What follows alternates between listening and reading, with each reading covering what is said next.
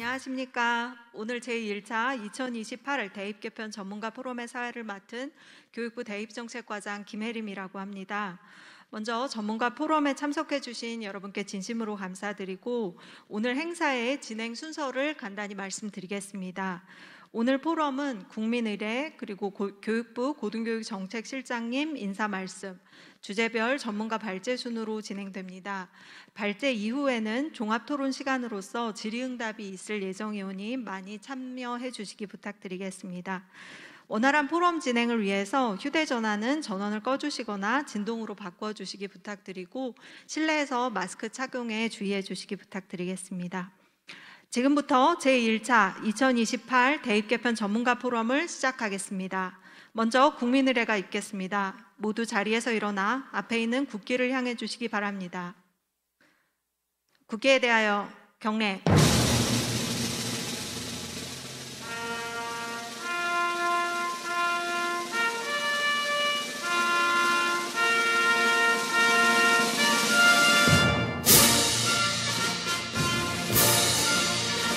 나는 자랑스러운 태극기 앞에 자유롭고 정의로운 대한민국의 무궁한 영광을 위하여 충성을 다할 것을 굳게 다짐합니다.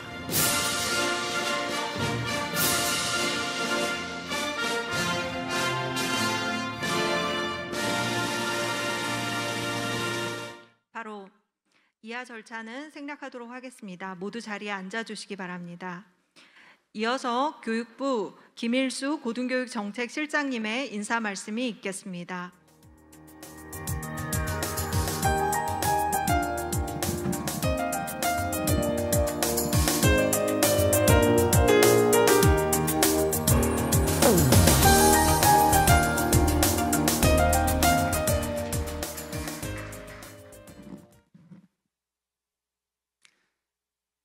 예, 안녕하세요. 교육부 고등교육정책실장 김일수라고 합니다. 바쁘신 일정에도 불구하고 제1차 2028 대입 개편 전문가 포럼에 참석해 주신 모든 분들께 깊은 감사의 말씀을 드립니다.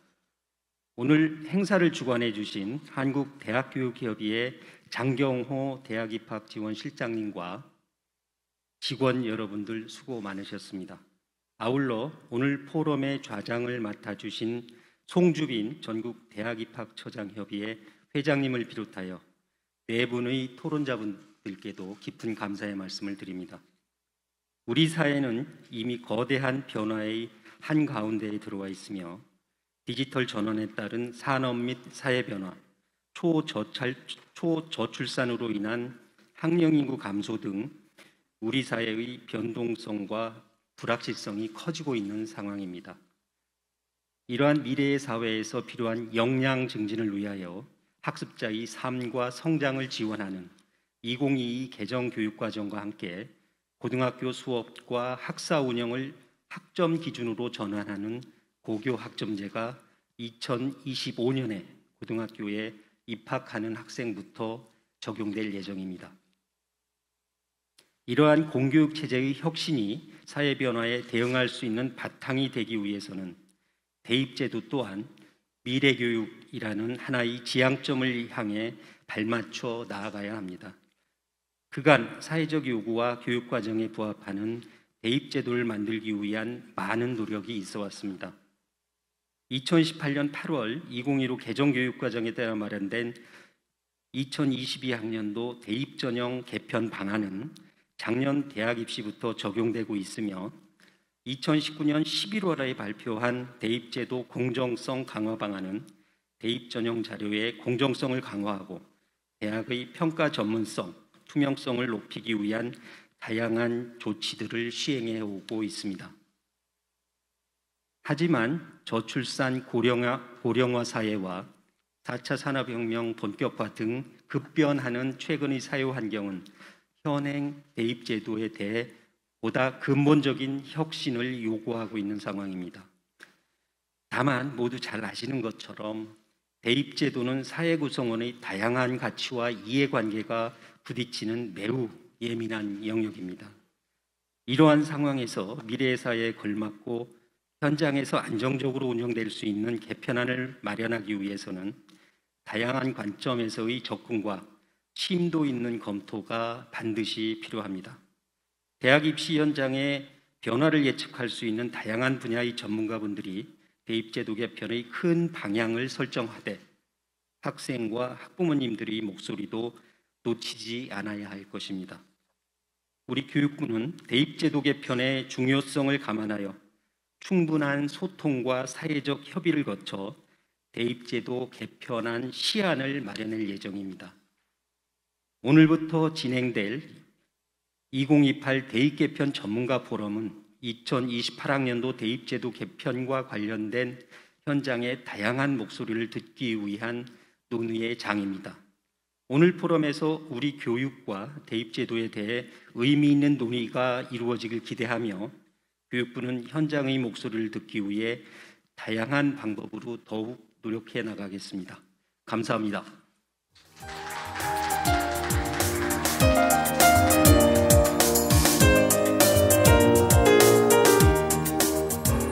네, 실장님 감사합니다. 본격적인 포럼 진행에 앞서서 오늘 토론을 이끌어 주실 좌장님과 발제를 해주실 전문가 네 분을 소개해 드리도록 하겠습니다. 먼저 좌장을 맡아주실 송주빈 전국대학입학처장협의회 회장이십니다. 네, 이어서 오늘 발제를 해주실 분들입니다. 이상지 한국대학입학사정관협의회 회장이십니다. 김윤배 성균관대학교 입학처장이십니다. 한상아 충북 오송고등학교 교육과정부장이십니다. 김경숙 건국대학교 입학사정관이십니다. 네, 발제는 발제자별로 15분씩의 시간을 드릴 예정입니다. 일정을 고려해서 발제 시간을 준수하여 주시기 부탁드리겠습니다. 네, 지금부터는 송주빈 회장님께서 나오셔서 발제랑 질의응답을 진행해 주시도록 하겠습니다.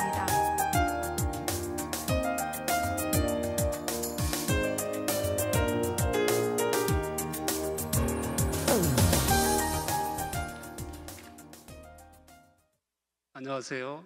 전국대학교 입학처장협의회 회장 송주빈입니다. 올해 초등학교 6학년이 고등학교에 입학하는 2025년에 고교학점제가 전면 시행될 예정이고요. 2022 개정교육과정이 이제 시안이 마련돼서 공론화 과정을 거치고 있어서 대입제도도 이제 반드시 개편이 돼야 될 상황입니다. 오늘은 2019 공정성 화합 방안 체제에서 이루어진 대입에 대해서 여러 가지 성찰을 좀 하는 시간으로 준비가 된 것 같은데요. 먼저 이상지 한국대학입학사정관협의회 회장님께서 2028 대입 개편안을 위한 제언으로 오늘의 포럼을 열어주시겠습니다.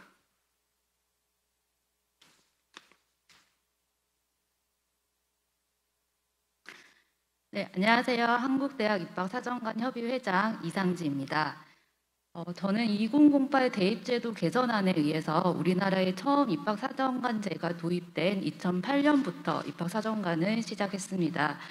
2028 대입제도 개편안을 제언하면서 2008년 이후 입학사정관으로서 경험한 대입 전형에 관해서 그리고 협의회 임원을 거쳐 회장으로서 경험한 대입 전형에 관해서 말씀드리고자 합니다.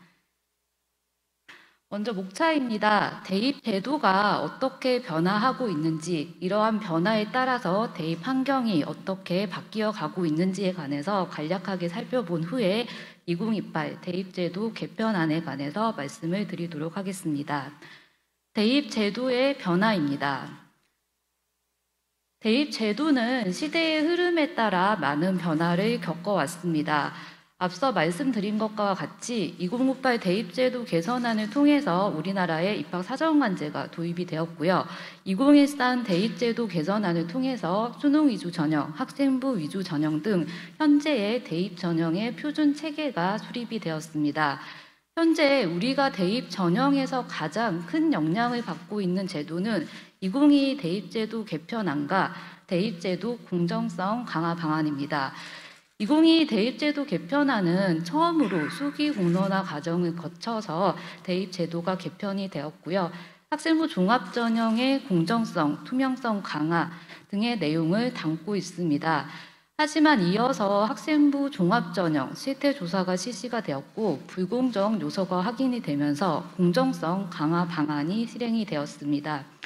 2022 대입제도 개편 방안을 보완을 하고 2028 미래 대입체제로서의 나아가기 위해서 단계적인 이행에 관한 내용을 담고 있는데요. 현재 우리가 2028 대입제도 개편안에 관해서 고민하는 시점에서 현재의 대입 전형에 관해서 같이 고민하고 앞으로 나아갈 방향성에 관해서 고민하는 자리는 반드시 필요한 절차라고 생각이 됩니다. 2022 대입제도 개편 방안입니다. 크게 4가지로 분류가 되는데요. 대입 전형 구조 개편, 학생부 종합 전형 공정성 제고, 수능체제 개편, 대학별 고사 개선입니다. 학생부 종합 전형 공정성 제고 방안을 보시면 학교생활 기록부의 기재 개선에 관한 내용을 주로 담고 있으며 이와 함께 기재에 대한 책무성도 강조가 되고 있습니다. 대학별 고사 개선에 의해서 대입 전형의 면접의 블라인드 또한 도입이 됩니다. 공정성 강화 방안 또한 4가지의 주제를 담고 있습니다. 대입 전형 자료의 공정성 강화, 평가의 투명성 및 전문성 강화, 정시 수능 위주 전형 확대, 사회통합 전형 도입 등의 대입 구조 개편입니다.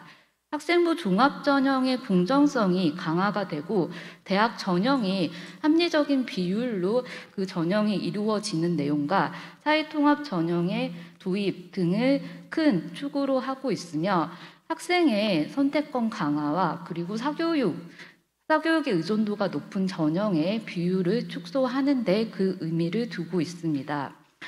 이러한 대입 제도가 변화하는 것은 대입 전형 그리고 지금의 입시 환경의 변화와도 같이 맞물려 돌아가고 있는데요. 현재 대입 전형의 운영 현황을 살펴보시면 대입 전형 표준 체계에 따라서 학생부 위주, 논술 위주, 수능 위주, 실기 실적 위주의 전형으로 구성되어 있습니다. 선발 비율을 보시면 아시겠지만 학생부 교과 전형, 학생부 종합 전형, 논술 전형 순으로 운영 비율이 많이 차지를 하고 있고요. 학생부 위주 전형은 확대되고 수능 위주 전형은 축소되고 있는 추세입니다. 학생부 위주 전형이 확대되는 추세 중에서도 수도권 대학에서는 학생부 종합 전형이 확대가 되고 지방대학에서는 학생부 교과 전형이 확대가 되고 있습니다. 또 수도권의 일부 대학에 수능 확대 방침에 따라서 40% 이상의 비율로 수능을 선발해야 되기 때문에 수능 위주 전형이 30% 이상 운영이 되고 있습니다. 이렇게 표준화된 대입 전형의 체계는 관리 주체에 따라서 평가 기록이 달라지게 되고요. 이 평가 기록은 대입의 전형을 설계를 하고 대입 평가 구조를 다양화하는 데 영향을 미치고 있습니다. 교고 교육과정이나 대입 전형 자료, 평가 체제가 변화가 되고 있고요. 이러한 내용을 바탕으로 대학에서는 평가 내에서 평가 구조를 어떻게 다양화할지를 고민을 하고 있습니다. 공정성 확보 방안을 바탕으로 대학의 평가 역량 및 전문성 강화 부분도 대학이 고민해야 되는 시점입니다. 이러한 변화를 바탕으로 각 평가 주체가, 관리 주체가 어떠한 필수 노력을 해야 되는지에 관해서 지금부터 말씀드리고자 합니다. 특히 입학사정관 입장에서의 방향성에 관해서 말씀드리겠습니다. 먼저 대입 전형 구조 개편입니다. 우선 미래 대입 제도의 개편 방향성은 유지가 되어야 합니다. 고교학점제 같은 경우에는 2022 대입제도 개편 방안에 의해서 도입이 되고 공정성 강화 방안에 의해서 2028 미래체제의 교육체제가 수립될 때까지 단계적으로 이행되는 것이 정해져 있습니다. 현재 이 고교학점제의 옳고 그름을 논할 시점은 아니라고 생각을 합니다. 고교학점제가 어떻게 잘 적용해야 될지 한국대학 입학사정관 협의회에서도 입학사정관들도 고민을 하고 있습니다. 또한 일부에서는 학생부 종합 전형이 고교 학점제에 적합한 전형이라고 이제 말씀들을 많이 하시는데요. 저는 개인적으로 그렇게 생각하지 않습니다. 고교 학점제가 확정이 된 만큼 이 고교 학점제 자체가 각 전형에 어떻게 잘 반영이 되어야 할지 고민을 해야 됩니다. 수능 위주 전형 그리고 학생부 교과 전형도 많은 학생들이 노력하고 준비하는 만큼 고교 학점제가 잘 반영될 수 있도록 고민을 해야 됩니다. 따라서 학생부 교과 전형, 학생부 종합 전형, 수능 위주 전형 등 특성에 맞는 전형이 유지가 되어야 하며 이러한 전형들은 당연히 대입제도 개편과 맞물려서 사회적 공감대도 반드시 형성이 되어야 하는 부분입니다. 또한 이렇게 대입제도의 큰 틀과 함께 같이 맞물려 돌아가야 하는 것이 대입의 전형의 계획 수립에 관한 부분입니다. 이 부분에서는 대입 환경의 변화와 교육 체제의 전형 구조가 반영이 잘 될 수 있도록 입학사정관의 전문화도 반드시 필요합니다. 전문화를 위해서는 사실 많은 도움이 필요합니다. 대입 체제에서 새로운 체제로 변환되는 시점에서 대입 전문가로서 입학사정관이 이러한 변화를 반영을 하고 대입 전형과 평가 방식을 사전에 설계할 수 있도록 반드시 도움이 필요합니다. 또한 이렇게 세부적이고 세밀하게 이런 대입 제도의 변화 그리고 이 방향성이 전형에까지 반영되기 위해서는 먼저 선행되어야 하는 것이 꼭 필요한 중요한 자리에 실무 전문가가 배치가 되는 것입니다. 실제로 여러 대입 전형과 관련된 대입 제도와 관련된 많은 위원회에서 실무를 담당하는 전문가인 입학사정관의 목소리를 내는 데는 한계가 있습니다. 이러한 전문가의 목소리가 반영이 되어야지 세밀하고 보다 정확한 바른 방향성의 대입 제도 개편과 대입 전형의 사전 설계가 가능하다고 생각합니다. 이어서 학생부 종합전형 운영과 평가에 관한 부분입니다. 사회적 공감대를 위해서 학생부 종합전형의 투명성과 공정성은 지속적으로 강화가 되어야 합니다. 하지만 이런 학생부 종합전형의 운영을 위해서 종합적이고 효율적인 업무 수행을 위한 체계 확립이 반드시 필요합니다. 고교에서는 학생들의 자료를 고등학교에서 작성하는 그대로 믿고 평가를 해달라고 말씀을 하십니다. 대학에서도 규정에 맞게 전용 자료를 활용을 하고 공정성을 위한 조치를 하고 있습니다. 하지만 현실적으로 현재의 인적 자원으로는 한계가 있는 것도 분명한 사실입니다.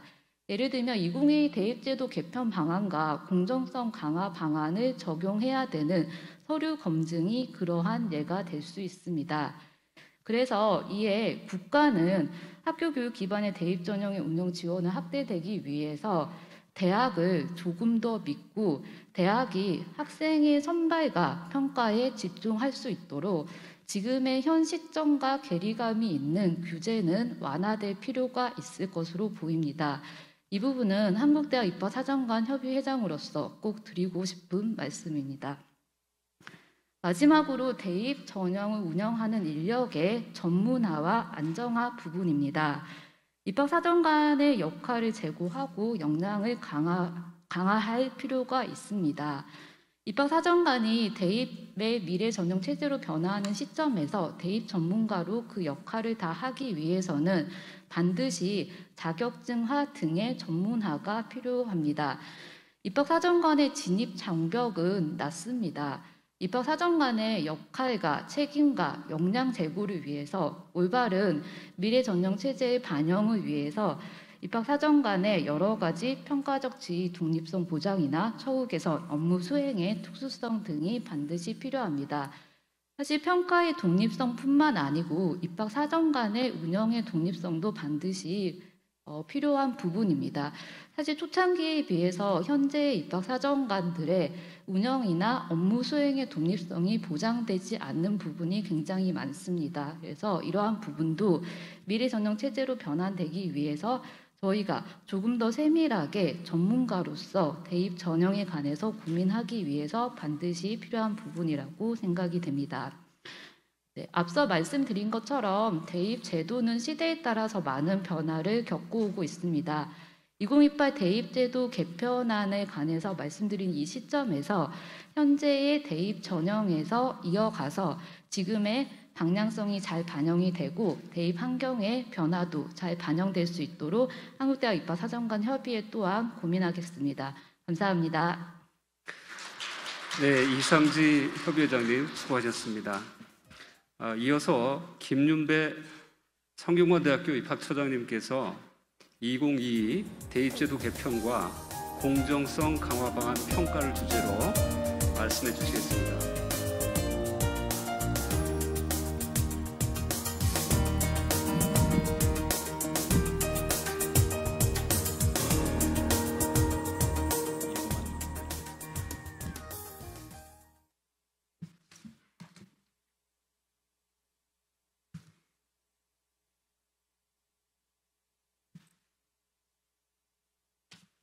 예, 안녕하십니까. 저는 성균관대학교 입학처장 김윤배입니다. 제가 오늘 2028 대입제도 개편을 위한 첫 번째 포럼에서 발표를 하게 돼서 저도 영광으로 생각하고 있습니다. 그래서 제가 요구받은 것은 저 아래에 보이는 것처럼 대입제도 개편 2022에 대한 그 2017년부터 논의되었던 것, 그리고 2019년에 공정성 강화 방안에 대해서 평가를 해달라는 것이었고요. 저는 부제로서 대입제도라는 것이 사실 대입 관계자들을 위한 것이 아니고 사실은 국가 발전을 앞으로 견인을 할 수 있어야 된다, 그런 입장에서 잠깐 말씀드리도록 하겠습니다. 그래서 제 개인적인 입시 전문가로서의 입장이고요, 성균관대의 입학처장이나 다른 입장은 없습니다. 그래서 오늘을 시작으로 해서 여러 전문가들이 다양하고, 특히 제가 말하는 것은 심도 있는 대입 개편 논의를 좀 해주셨으면 합니다. 대입제도 개편을 2022에서 한 것의 경우에 거기에서는 핵심 사항이 수능에 있었습니다. 그래서 선택형 문항이 국어와 수학에서 도입이 되었고, 그리고 탐구 과목의 경우에는 문이과의 구분이 폐지되었습니다. 이것은 시대적인 조류로 봐서 당연한 선택이었다고 보지만 전년도에 처음 시행된 관계로 아직까지는 데이터가 많이 모이지 않아서 올해 수능까지 시행되고 나서 논의를 집중적으로 해주실 것을 부탁을 드립니다. 그럼 이제부터 제가 하나씩 말씀을 드리도록 하겠습니다. 첫 번째로 고교 대입 전형 자료 공정성 강화가 이 2019년 공정성 강화반에서 나와 있습니다. 그래서 구체적인 요구 사항은 첫 번째가 정규 교육과정의 대입의 활동을 반영하면 안 된다라는 것이었고요. 두 번째는 자기소개서 그리고 교사 추천서의 폐지였습니다. 그래서 첫 번째 내용에 대해서는 제한 사항이 제가 하나하나를 리스트를 해볼 때 지나친 측면이 있었다. 물론 사회적인 상황이 있었으므로 인정을 할 수는 있지만, 그러나 이것은 교육 현장 즉 선생님들과 교육청의 의견을 고교의 상황으로부터 들어서 고교 교육과정에서 선생님들과 학생들이 수행한 것은 평가를 하는 방향으로 되돌려 놓아야 된다라고 생각하고 있습니다. 다음으로 자기소개서와 교사 추천서가 폐지가 되었는데요. 이러다 보니 대학에서는 내년부터 폐지될 자소서를 비롯해서 학생평가에서 어려움이 발생이 될 것이라고 예상을 하고 있습니다. 특히 입학사정관 선생님들이 그런 얘기를 하고 계시고요. 두 번째로는 교과 성적 위주의 평가가 이루어지는 경향이 이 학생부에 적어서 저희들이 평가할 수 있는 영역의 축소와 함께 심화되고 있다. 따라서 이 문제는 심각하게 생각을 해야 된다고 보고 있습니다. 다음으로 교원의 입장에서 평가한 것을 쓰는 것이 학생부라면 지원한 지원자 스스로도 자기소개서 등을 통해서 자신의 이야기를 설명을 하고 그리고 어필할 필요가 있다고 생각을 합니다. 이런 면에서 봐서는 입학사정관의 능력의 고도화가 이루어지고 그것을 전제로 했을 때 자기소개서 등의 부활을 심각하게 고려해야 된다고 생각합니다.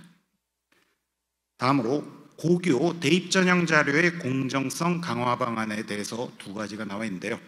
교원의 학생부 기재 역량 강화, 그리고 교원의 비위 행위에 대한 엄중 징계, 이 두 가지가 나와 있습니다. 그래서 교원의 학생부 기재 역량 강화의 경우는 10년 전쯤에 제가 입학 처장을 할 때는 고교별 편차가 있고 교사별 편차가 심했습니다. 그러나 이제는 거의 편차가 줄어들었다는 것이 중론입니다. 따라서 학생부 기재 역량은 2019년 발표 시기에도 이미 대부분의 선생님들이 충분한 역량을 갖고 있었다라고 평가하는 것이 맞는 것 같습니다. 선생님들이 상당한 노력을 기울이셨다는 게 입학 사정관 선생님들의 평가에 의해서도 나오고 있습니다. 다음은 교원의 비위 행위에 대한 엄중 징계가 있었습니다. 이 의미는 당연히 당시에 비위 행위에 대한 사법적 조치가 진행이 되고 지금도 진행 중입니다. 따라서 이것에 대해서는 입시가 가지는 사회적 책무를 반영을 해서 대한민국은 특히 이 상황이 엄중하기 때문에 비위 행위에 대한 엄중한 징계는 지속되어야 되고 또 강화되어야 한다고 봅니다. 다음으로 대학 평가의 투명성, 전문성 강화에 대해서 또 안이 나와 있습니다. 그래서 학종 평가 기준 및 선발 결과의 공개, 그리고 회피 배제 강화 및 외부 사정관 참여, 이것이 요구되었습니다. 첫 번째로 학종 평가 기준 및 선발 결과의 공개는 정보 공개 측면에서 당연히 긍정적인 효과가 있으므로 이것은 받아들일 만한 것으로 보고 있습니다. 그런데 이렇게 되다 보니요, 공개된 결과를 바탕으로 해서 그 기준과 결과에 끼워 맞추는 고교의 활동이 이루어지기 시작한 점 또한 사실입니다. 이것은 부정적 효과를 수반을 하게 될 것이므로 잘 우리가 보아야 될 내용으로 봅니다. 특히 이제 고교는 조금 전 보신 것처럼, 통계에서 보신 것처럼 이제 수험생의 감소를 계속해서 겪게 되고, 따라서 고교 교육에서 개개인은 다양성을 갖춘 인재로서 자라날 수 있어야 되므로 이러한 문제들을 이제부터는 굉장히 심각하게 보아야 된다고 생각합니다. 다음으로 회피 배제 강화 및 외부 사정관 참여입니다. 이것은 형식적으로 회피 배제의 확대는 분명히 이루어졌습니다. 즉 촌수를 늘린다든지 이런 것들은 이루어졌는데, 다만 실질적인 면에서 개인정보 보호 이슈와 충돌을 하기 시작했습니다. 그래서 개인정보 보호로 저희들에게 주어지는 정보가 한계가 있다는 점은 인식을 하고 있어야 될 것 같습니다. 그리고 외부 사정관의 경우에 특히 선생님 경우는 저희들도 좀 모시고 싶은데, 교사, 학부모 등은 직간접적으로 이해 당사자십니다. 그래서 평가 참여를 대학이 하고자 할 때도 제한적일 수밖에 없다. 이 점은 굉장히 예민할 수 있다는 점을 우리가 인식을 해야 될 것 같습니다.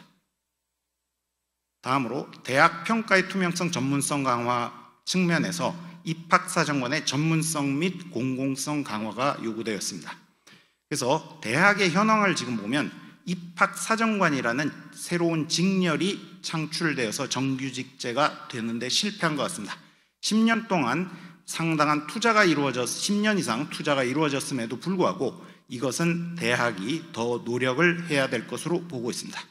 또한 정부의 현황을 보아도 입학사정관 전문성 강화를 위한 정책적 지원을 생각을 하고 여러 가지 노력을 하고 있지만 예산 확보 등에서 여러 가지 어려움을 겪고 있는 점이 있습니다. 따라서 이러한 점들은 입시 관계자 여러분들이 모두 노력을 해야 될 것으로 보고 있습니다. 다음으로 궁극적으로 볼 때는 결국 입시를 치르는 것이 이제는 인재 양성의 측면에서 너무나 중요하다. 그러니 재정적으로 또 정책적으로 입시를 안정화시키고 또 입학사정관을 안정화시켜야 된다는 것은 절대적으로 필요하다고 봅니다. 따라서 대학 입시를 재정이 독립할 수 있도록 현실화시켜야 된다. 이 점들은 이제부터 논의를 해야 될 것 같습니다. 다음으로 입학 전형에 대해서도 지금 보시면은 상당히 사회 문제가 발생할 때마다 입학 전형이 출렁이고 있습니다.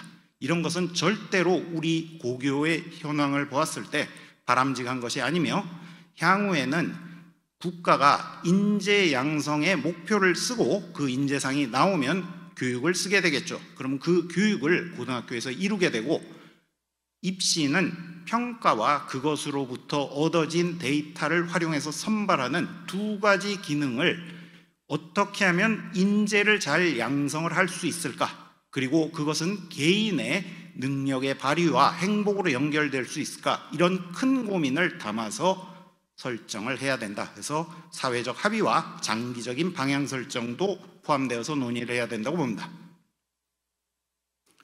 정시 수능 위주의 전형 확대라는 얘기가 화두로 되었습니다. 입시에서 보면 이 점이 가장 예민한 이슈가 되게 됩니다. 그러나 그것은 입시 당사자들만의 이야기고요. 이런 것들을 크게 볼 필요가 있습니다. 학종이나 논술 위주 전형에 쏠림이 심한 서울 소재 일부 대학의 경우 수능 확대 이렇게 못을 박았습니다. 따라서 수능 위주 전형 확대의 대상이 되는 대학이 16개가 선정이 되었는데요. 그 기준은 정시 비중이 낮은 대학들을 높였으면 되는데 그것이 아니고 학종, 논술 위주 전형 모집 인원 45% 이상인 대학으로 정했습니다. 따라서 이런 것들은 지금 보시면 정시 확대 목적과의 연관성이 부족하다라는 생각이 듭니다. 따라서 이러한 것들을 할 때 분명한 목표와 그것을 위한 정책 사이의 연관성을 분명히 해야 될 것으로 보고 있습니다. 이러다 보니 해당 16개 대학에서는 수능 위주 전형이 40% 이상 선발인데 반해서 전국적으로 보았을 땐 오히려 수능 위주의 전형 선발 인원이 감소하는 현상으로 이어졌습니다. 그러다 보면 결과적으로 대학에서는 자율성이 침해된 것도 사실입니다. 대학은 어떤 전형을 통해서 선발할 것이냐 하는 것이 이제는 대학의 입장에서 봤을 때 대학별로 입장이 굉장히 달라진다. 그 점을 인식을 해야 됩니다. 또한 이렇게 되다 보면요, 이 16개 대학이 뽑는 인원의 경우는 확대가 되었지만, 그러나 수능 성적 하위권 수험생의 경우는 오히려 정시에서 선택권이 제한되는 결과로 이어졌습니다. 다음, 정시 수능 위주 전형 확대에서 미래 역량을 평가할 수 있는 새로운 수능 체계 마련이 있었습니다. 제가 이건 지극히 개인적인 의견입니다. 다양한 선택 과목을 수능에서도 선택하고 평가할 수 있는 방안의 논의가 저는 필요하다고 봅니다. 지금은 지나치게 제한된 탐구 과목의 평가를 통해서 고교 교육이 정시 40%로 확대된 16개 대학으로 인해서 파행으로 진행될 가능성이 있다. 이 점은 인지를 해야 됩니다. 그래서 이제부터는 고교 학점제라는 더 상위 개념인 교육을 바탕으로 해서 수능을 어떻게 설계할 것인가를 논의를 하셔야 될 것 같습니다. 그리고 미래 인재 양성을 위한 수능 체계 마련이 더욱 필요합니다. 이제는 4차 산업혁명이 현실화되어 있는 시기입니다. 그럼에도 불구하고 수능 과목이 이러한 내용들을 반영하고 있느냐라고 묻는다면 어느 전문가라도 아니라고 대답을 할 것입니다. 그러니 이러한 논의들을 좀 더 적극적으로 할 필요가 있습니다. 그럼에도 불구하고 수능이라는 전국 단위의 시험은 공정성이 담보되어 있다라고 사람들이 생각을 할 수밖에 없기 때문에 이것을 통한 공정한 평가를 어떻게 할 것인가를 진행을 잘 해야 될 것 같습니다. 다음으로 사회 통합전형 도입 등 대입구조 개편 내용이 있었습니다. 이것은 사회 통합전형 도입 법제화를 하는 것과 특기자 전형, 논술 위주 전형 폐지 유도 이 두 가지가 있었습니다. 첫 번째로 법제화를 하는 것은 고등교육법 제34조 8을 신설을 함으로써 사회적 배려 대상자 10% 이상 모집이 의무화가 되어 있습니다. 대학에 따라서 어려운 곳도 있지만 그러나 내년부터 본격적으로 모든 대학이 이 비율을 만족시켜야 되기 때문에 2024학년도부터 해당 법의 시행을 통해서 대학 입시가 형평성 문제가 해결되기를 저는 기대를 하고 있습니다. 다음으로 특기자 전형과 논술 위주 전형의 폐지 유도의 경우 해당 전형의 폐지가 지금 여기 큰 꼭지를 보시면 사회 통합으로 시작이 되었는데 왜 이것이 사회 통합과 연관이 되는지에 대한 것이 불분명하다는 점을 분명히 말씀드립니다. 특기자 전형이 일반 학과에서 시행이 될 때 사회 통합에 저해가 된다. 이것은 아마 이해가 되실 것이지만 특기자 전형의 경우 대부분 대학에서 이미 예체능 겸연으로 한정이 되어 있습니다. 그리고 논술 위주 전형의 경우도 전국적인 지원이 이루어지고 있음을 볼 때 이 점은 연관성이 좀 부족하다고 판단을 하고 있습니다. 다음으로 대학별로는 입시 상황이 이제 굉장히 달라지게 됩니다. 그래서 어떤 대학은 계속해서 수월성 위주의 입시 전형 운영을 하게 될 것이고 어떤 대학과 또 많은 대학은 정원 충원이 목표인 그런 입시를 운영할 수밖에 없습니다. 그리고 그 중간에 속해 있는 또 많은 대학이 있습니다. 이러한 각 대학별 상황을 반영을 한 그런 전형을 설계들을 할 수 있도록 자율성을 부여하는 것이 이제는 필요하다고 봅니다. 그리고 사회통합전형 도입 등 대입구조 개편의 두 번째 꼭지는 다른 꼭지는 학생부 위주 전형 및 수능 위주 전형으로 대입 전형을 단순화한다는 것입니다. 이것은 애초 대입 단순화하는 것은 저는 좋다고 생각하는데 갑자기 대입 구조 개편 계획에는 없었던 학생부 교과 전형 10% 이상 실시가 나와 있었습니다. 그런데 제가 봤을 때 학생부는 이제 학생부로 보는 거죠. 학생부의 어떤 내용을 제한적으로 볼 것인가 아니면 종합전형처럼 전체적으로 볼 것인가 하는 것들은 조금 전 말씀드린 것처럼 대학에 따라서 여러 가지 사정이 달라지니까 그것을 볼 수 있는 권한이 대학에 저는 있어야 된다고 생각을 합니다. 그리고 학생부 교과 전형의 경우에는 고교 학점제와 정면으로 배치될 가능성이 있습니다. 그래서 이것들을 그러나 대학에 따라서는 학생부 교과 전형의 운영이 절대적일 수밖에 없는 대학이 많습니다. 그러니 이러한 현실 등을 반영한 여러 가지 논의가 되어서 상식적이고 정상적인 결론이 나와야 된다고 판단을 하고 있습니다. 제가 이제 개인적으로 두 가지 제언을 말씀을 드리겠습니다. 첫 번째로 정치 등 교육 외적 요인이 입시에 개입해 온 것은 사실이고 불행히도 그것이 지난 몇 년간 극대화되어 온 것이 사실입니다. 그러나 이제부터는 입시 전문가를 중심으로 해서 이러한 요소에 의한 급격한 변화는 경계할 필요가 있습니다. 따라서 2019년 하반기부터 제기된 공정성 이슈가 정치 문제로 변질이 되었습니다. 그럼에도 불구하고 입시를 지켰어야 되는데 그 문제 타개를 위한 방안으로서 고려가 되었고 따라서 단기간에 사실은 최단기간에 대입제도 개편이 이루어졌습니다. 그것이 공정성 강화 방안입니다. 그리고 2017년부터 시작되어 대입제도 개편 특별위원회, 대입 개편 공론화위원회 등을 통해서 굉장히 많은 국민들까지 참여하는 입시 개편이 시도되었습니다. 이 경우에는 너무나 다양한 이해관계인이 참여해서 대입제도가 거의 수능같이 탑다운으로 개편하는 것을 제외하고는 많은 개편이 이루어지지 못한 채 끝나고 말았습니다. 그래서 이 두 가지를 우리는 교훈으로 삼아서 어디쯤에서 정확히 전문가들이 참여하고 어디서 우리들이 공정성이라는 모든 국민이 어느 정도 공감할 수 있는 전형을 만들어낼까에 대해서 심도 있는 논의가 필요하다고 봅니다. 두 번째로는 우리가 지금까지 있는 것처럼 대입에만 매몰된다면 앞으로 커다란 문제에 봉착할 것으로 봅니다. 출산율 감소는 수험생의 감소, 학생의 감소로 이어지는 것은 당연하지만 그거보다는 더 큰 스케일에서 저는 보아야 된다고 봅니다. 공정성이 훨씬 더 큰 스케일에서 얘기가 되듯이 대입 정책을 짤 때도 이제는 국가의 생존과 번영을 위한 것이 고려가 돼야 됩니다. 지금 보여드리는 것처럼 생산 가능 인구는 이제 2020년대 초반을 정점으로 해서 매년 감소를 할 것이고 굉장히 빠른 속도로 감소를 하게 될 것입니다. 그러면 상당히 많은 우리들의 생산 기반 또는 생산에 있어서 경쟁력은 소멸하게 될 것입니다. 그런데 이것을 입시에서 놓치고 나중에 가서 입시 제도가 잘못되었다 하는 것은 소용이 없기 때문에 이러한 국가적으로 직면할 수 있는 위기를 최소화하는 측면에서도 대입제도를 설계하는데 생각을 해야 됩니다. 따라서 정해진 교육기관 외에 추가적인 대입 기간을 줄이고 이 사람들이 적어도 1년 이상을 경제 인구로서 기여하게 만들어야 됩니다.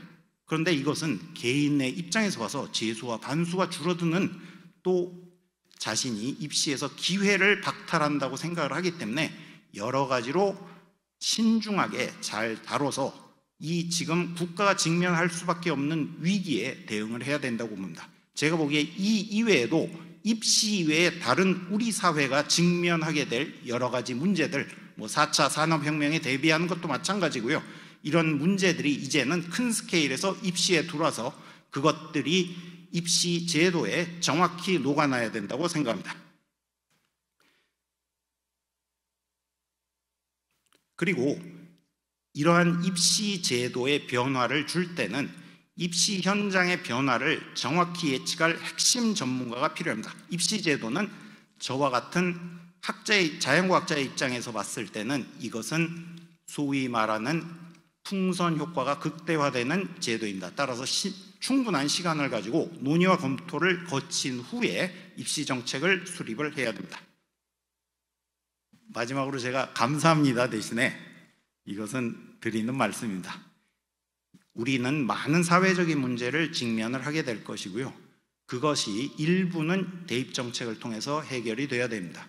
그러나 사회에서 발생하는 모든 문제를 대입 정책을 통해서만 해결하려 한다면 대입 정책이 거꾸로 새로운 사회 문제를 만들게 될 것입니다. 따라서 저도 물론 참여하는 한 사람으로서 대입 정책을 쓰는데 책무를 가지고 이제는 우리나라의 미래에 대비한 제대로 된 대입 정책이 나와야 될 것으로 봅니다. 여러분 감사합니다. 네, 김윤배 입학처장님 감사합니다. 온라인으로 시청하고 계시는 시청자분께서는 잠시 후 3시 10분부터 시행될 우리 상호 토론과 질의응답 시간에 혹시 질의나 토론 내용이 있으면 채팅창에 이렇게 남겨주시면 취합해서 말씀드리도록 하겠습니다. 세 번째로 한상아 오송고등학교 교육과정 부장님께서 고교 현장에서 바라보는 현행 대입제도를 주제로 발제를 진행하여 주시겠습니다. 안녕하십니까. 현장에서 바라보는 현행 대입제도에 대해 발표할 충북 오송고등학교 국어교사 한상아입니다. 오늘은 현행 대입제도 중에 수시모집 학생부 교과전형, 수시모집 학생부 종합전형, 정시모집 수능 위주 전형에 대해 알아보겠습니다.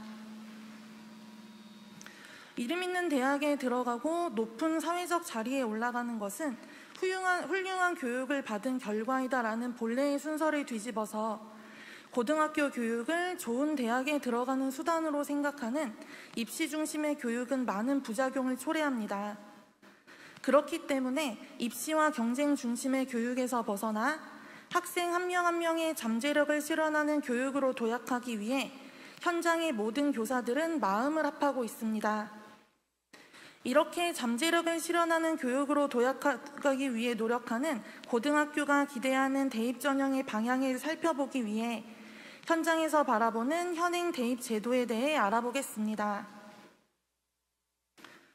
먼저 수시모집 학생부 교과 전형입니다. 학생부 교과 전형은 단계적 학습 능력이 뛰어나고 통제와 예측이 가능한 학습 상황을 좋아하는 학생들이 선호하는 대입 전형으로 내신 관리가 중요합니다. 교과 성적 정량 평가에 일부 수능 최저학력 기준이 적용됩니다. 학생부 교과 전형의 문제점은 학생 과목 선택이 제한되거나 왜곡되는 상황이 벌어진다는 데 있습니다. 선택형 교육 과정에서는 학생이 자신의 진로에 따라 과목을 선택할 수 있는데 입시 때문에 내신이나 수능에서 좋은 등급을 받을 가능성이 높은 과목에 선택이 몰리거나 등급이 나오지 않는 진로 과목만 선택하는 등의 문제가 발생하고 있습니다. 이런 문제점을 해소하기 위해 기존 수시 교과 전형에 교과학습 발달 상황을 정성평가하여 교과 이수를 반영하는 교과평가가 도입되고 있습니다. 교과 전형이든 종합 전형이든 수시에서 가장 문제가 되는 것은 수시 모집의 시기입니다. 수시 모집의 학생부 작성 기준은 8월 31일입니다. 수시 모집의 원서 접수는 보통 9월 중순에 진행이 됩니다. 그러다 보니 수시 모집 이후에 진행되는 고등학교 3학년 2학기는 학생들의 무관심 속에서 그냥 흘러가고 있습니다. 수업과 무관한 공부를 하거나 학습과 무관한 딴짓을 하거나 잠을 자는 학생들이 대부분입니다. 6학기로 구성된 고등학교 생활의 6분의 1이 유명무실하게 운영되고 있는 것입니다. 공교육의 12년의 마지막 단계인 3학년 2학기 교육활동 정상화를 위해 수시 시기 조정에 대해 논의하여야 합니다. 다음은 수시 모집 학생부 종합 전형입니다. 학생부 종합 전형은 결과보다 과정을 중시하고 학습 내용과 관련 있는 활동을 좋아하는 학생들이 선호하는 대입 전형으로 학생의 역량을 종합적으로 평가합니다. 생기부 기재로 지쳐서 수능 확대를 반길 만한 교사들이 품이 많이 들어가는 학생부 종합 전형의 확대를 주장합니다. 그 이유는 학생부 종합 전형이 학교 생활에 충실히 한 학생을 선발하는 전형이기 때문입니다.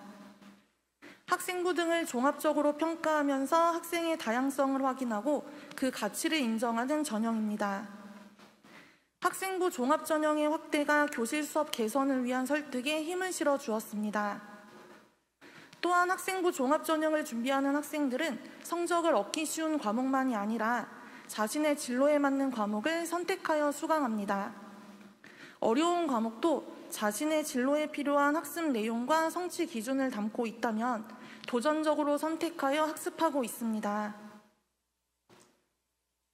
하지만 일련의 사건들로 말미암아 학종을 둘러싼 불공정 논란이 거세지자 수도권 주요 대학의 정시 수능 위주 전형을 40% 이상으로 확대하였습니다.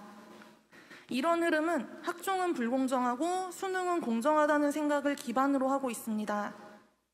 저는 학종 공정성 논란에 대해 이야기하기 위해서는 입시에서의 공정성은 무엇인가에 대한 사회적 합의가 먼저 필요하다고 생각합니다.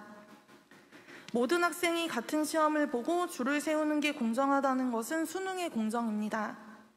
이에 비해 학종은 비교과 영역까지 정성적으로 평가하기 때문에 교과나 수능 성적처럼 계량화해서 한 줄 세워 선발하는 공정성을 가질 수는 없습니다. 학종에서의 공정은 개개인이 쌓아온 다양한 경험을 다각도로 평가하는 것입니다. 우리가 정말 대입에서 공정성을 문제 삼고 해결하고자 한다면 사교교육이나 가정환경 등과 같은 2차 변인을 살피는 것도 중요하지만 먼저 학생들이 지닌 다양한 지능을 그 평가 대상으로 포함하여 진행해 왔는지 과연 공정하게 그 부분을 고려하였는지를 살펴야 한다고 봅니다. 학생의 생활을 종합적으로 판단하여 반영하고자 하는 정성평가를 대입에 반영하는 방법을 찾는 것이 우리 학생들에게는 공정한 것입니다. 정성평가의 가장 큰 약점인 주관성이 개입될 여지가 최소화되도록 개선하는 것이 공정한 대입으로 나가는 방향이며 과제라고 생각합니다. 어떤 제도든 장단점이 있기 때문에 장점은 극대화하고 단점은 수정하여 보완해야 합니다. 학종은 부정해야 될 대입 전형이 아니라 보완해야 할 전형이라는 생각입니다. 학종의 공정성과 신뢰성 확보를 위해 대학에서 공통평가 요소를 개편하는 등 종합전형의 표준화를 위해 노력하고 있습니다. 학종의 불공정성을 보완하기 위해 학교생활기록부, 평가 방법, 평가자에 대한 개선이 꾸준히 이루어지고 있는 것입니다. 학생의 전인적 성장을 돕는 것이 교육입니다. 학생의 전인적 성장을 세밀히 살피는 학생부 종합전형이 올바르게 확대될 수 있는 방안에 대해 끊임없이 논의하여야 합니다. 마지막으로 정시 모집 수능 위주 전형입니다. 수능 위주 전형은 핵심 파악 능력이 뛰어나고 지적 호기심이 강한 학생들이 선호하는 대입 전형으로 과정보다 결과가 중요한 전형으로 평가받고 있습니다. 29년째 유지되어 오고 있는 수능은 단순 암기가 아닌 사고력, 탐구력을 요하는 문제로 구성되어 있습니다. 하지만 오지선다의 객관식 체제가 오랜 시간 계속되면서 대학 수학 능력 시험인 수능이 대학에서 수학할 능력을 평가하는 시험이 아닌 학생들의 등급에 따라 줄 세우는 시험으로 변질되었기 때문에 학생들은 정규 수업에서 펼쳐지는 다양한 수업을 외면하고 입시 과목 위주의 학습에만 집중하여 학교 현장에서는 수업 따로 수능 준비 따로인 상황이 펼쳐지기도 합니다. 또한 학생이 학교에서 배우지 않은 과목으로 수능을 응시해 대학에 진학하는 경우도 있습니다. 학생의 과목 선택권이 확대되고 있지만 정시 확대 상황에서 정작 학생들의 선택은 수능에서 유불리로 쏠리게 되는 것입니다. 대입 전형의 공정성을 위해 정시를 확대해야 한다는 의견이 있지만 사교육이 늘고 고교교육 내실화가 저해되는 등의 우려도 존재합니다. 이런 문제점을 개선하기 위해 정시 전형에서 일부 대학은 학생의 교과이수 충실도와 교과 성취도의 우수성을 활용하는 교과 평가를 실시하고 있습니다. 마지막으로 논의해야 될 부분은 역시 3학년 2학기의 내실화 문제입니다. 현재 3학년 2학기는 과목의 성취 기준에 따른 수업이 아닌 수능 문제풀이에만 몰두하고 있습니다. 대입평가에 반영되지 않는 고3 2학기 정기고사에 소홀하거나 수능 전후로 해서 사교육기관에서 수능이나 대학별 고사에 집중 대비하겠다며 조퇴나 결석을 하는 학생들도 적지 않습니다.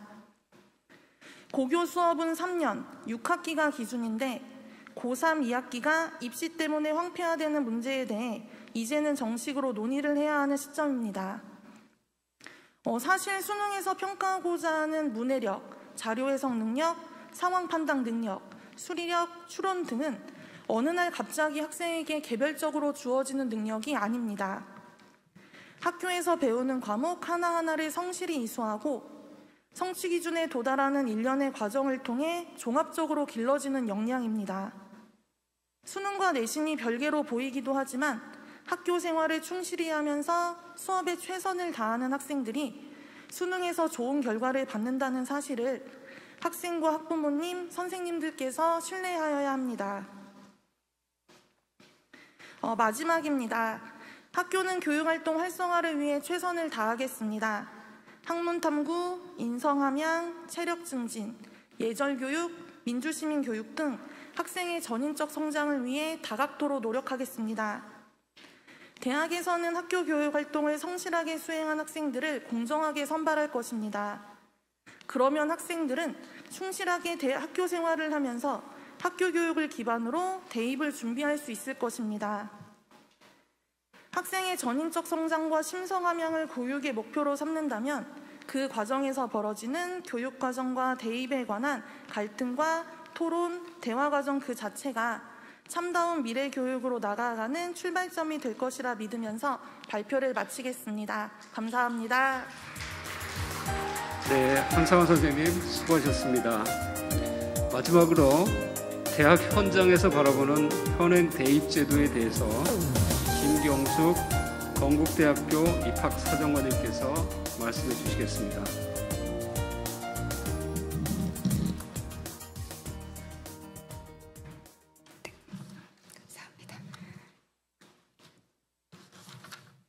네, 안녕하십니까. 저는 건국대학교 책임입학사정관 김경숙입니다.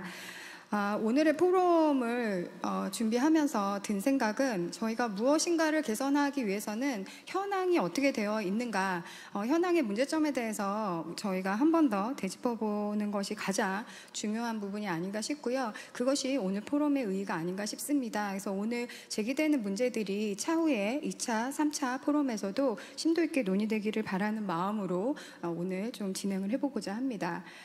제가 준비한 내용은 현장에서 과연 현행의 대입제도에 대해서 어떻게 논의가 되고 있는지, 어떻게 실행이 되고 있는지 부분을 좀 말씀드리려고 합니다. 대학 입학 전형은 잘 아시는 것처럼 대학이 누구를 어떻게 뽑을까라고 하는 부분이고요. 누구를 어떻게 선발할 것인가라고 하는 부분에 이제 인재상이 나타나는 거고, 전형 방법이 나타나는 거라고 보실 수 있습니다. 우수한 인재, 대학이 뽑고 싶은 인재입니다. 근데 그 우수성이라고 하는 부분의 가장 본질적인 거에는 우리 대학에 잘 적응하는 인재가 아닌가 싶고요. 어떻게라고 하는 측면에서는 저희가 물론 대입 정책의 큰 틀에서 다 준수하면서 가장 중요하게 보는 건 고등학교 교육 현장에서의 인재라고 하는 부분이 아닌가 싶습니다. 그래서 대학에서 현재 가장 주목하고 있는 건 고등학교 교육을 통해서 어떠한 인재가 길러지는가, 이 부분에 저희가 주목하고 있다라고 하는 얘기를 좀 드리고 싶습니다.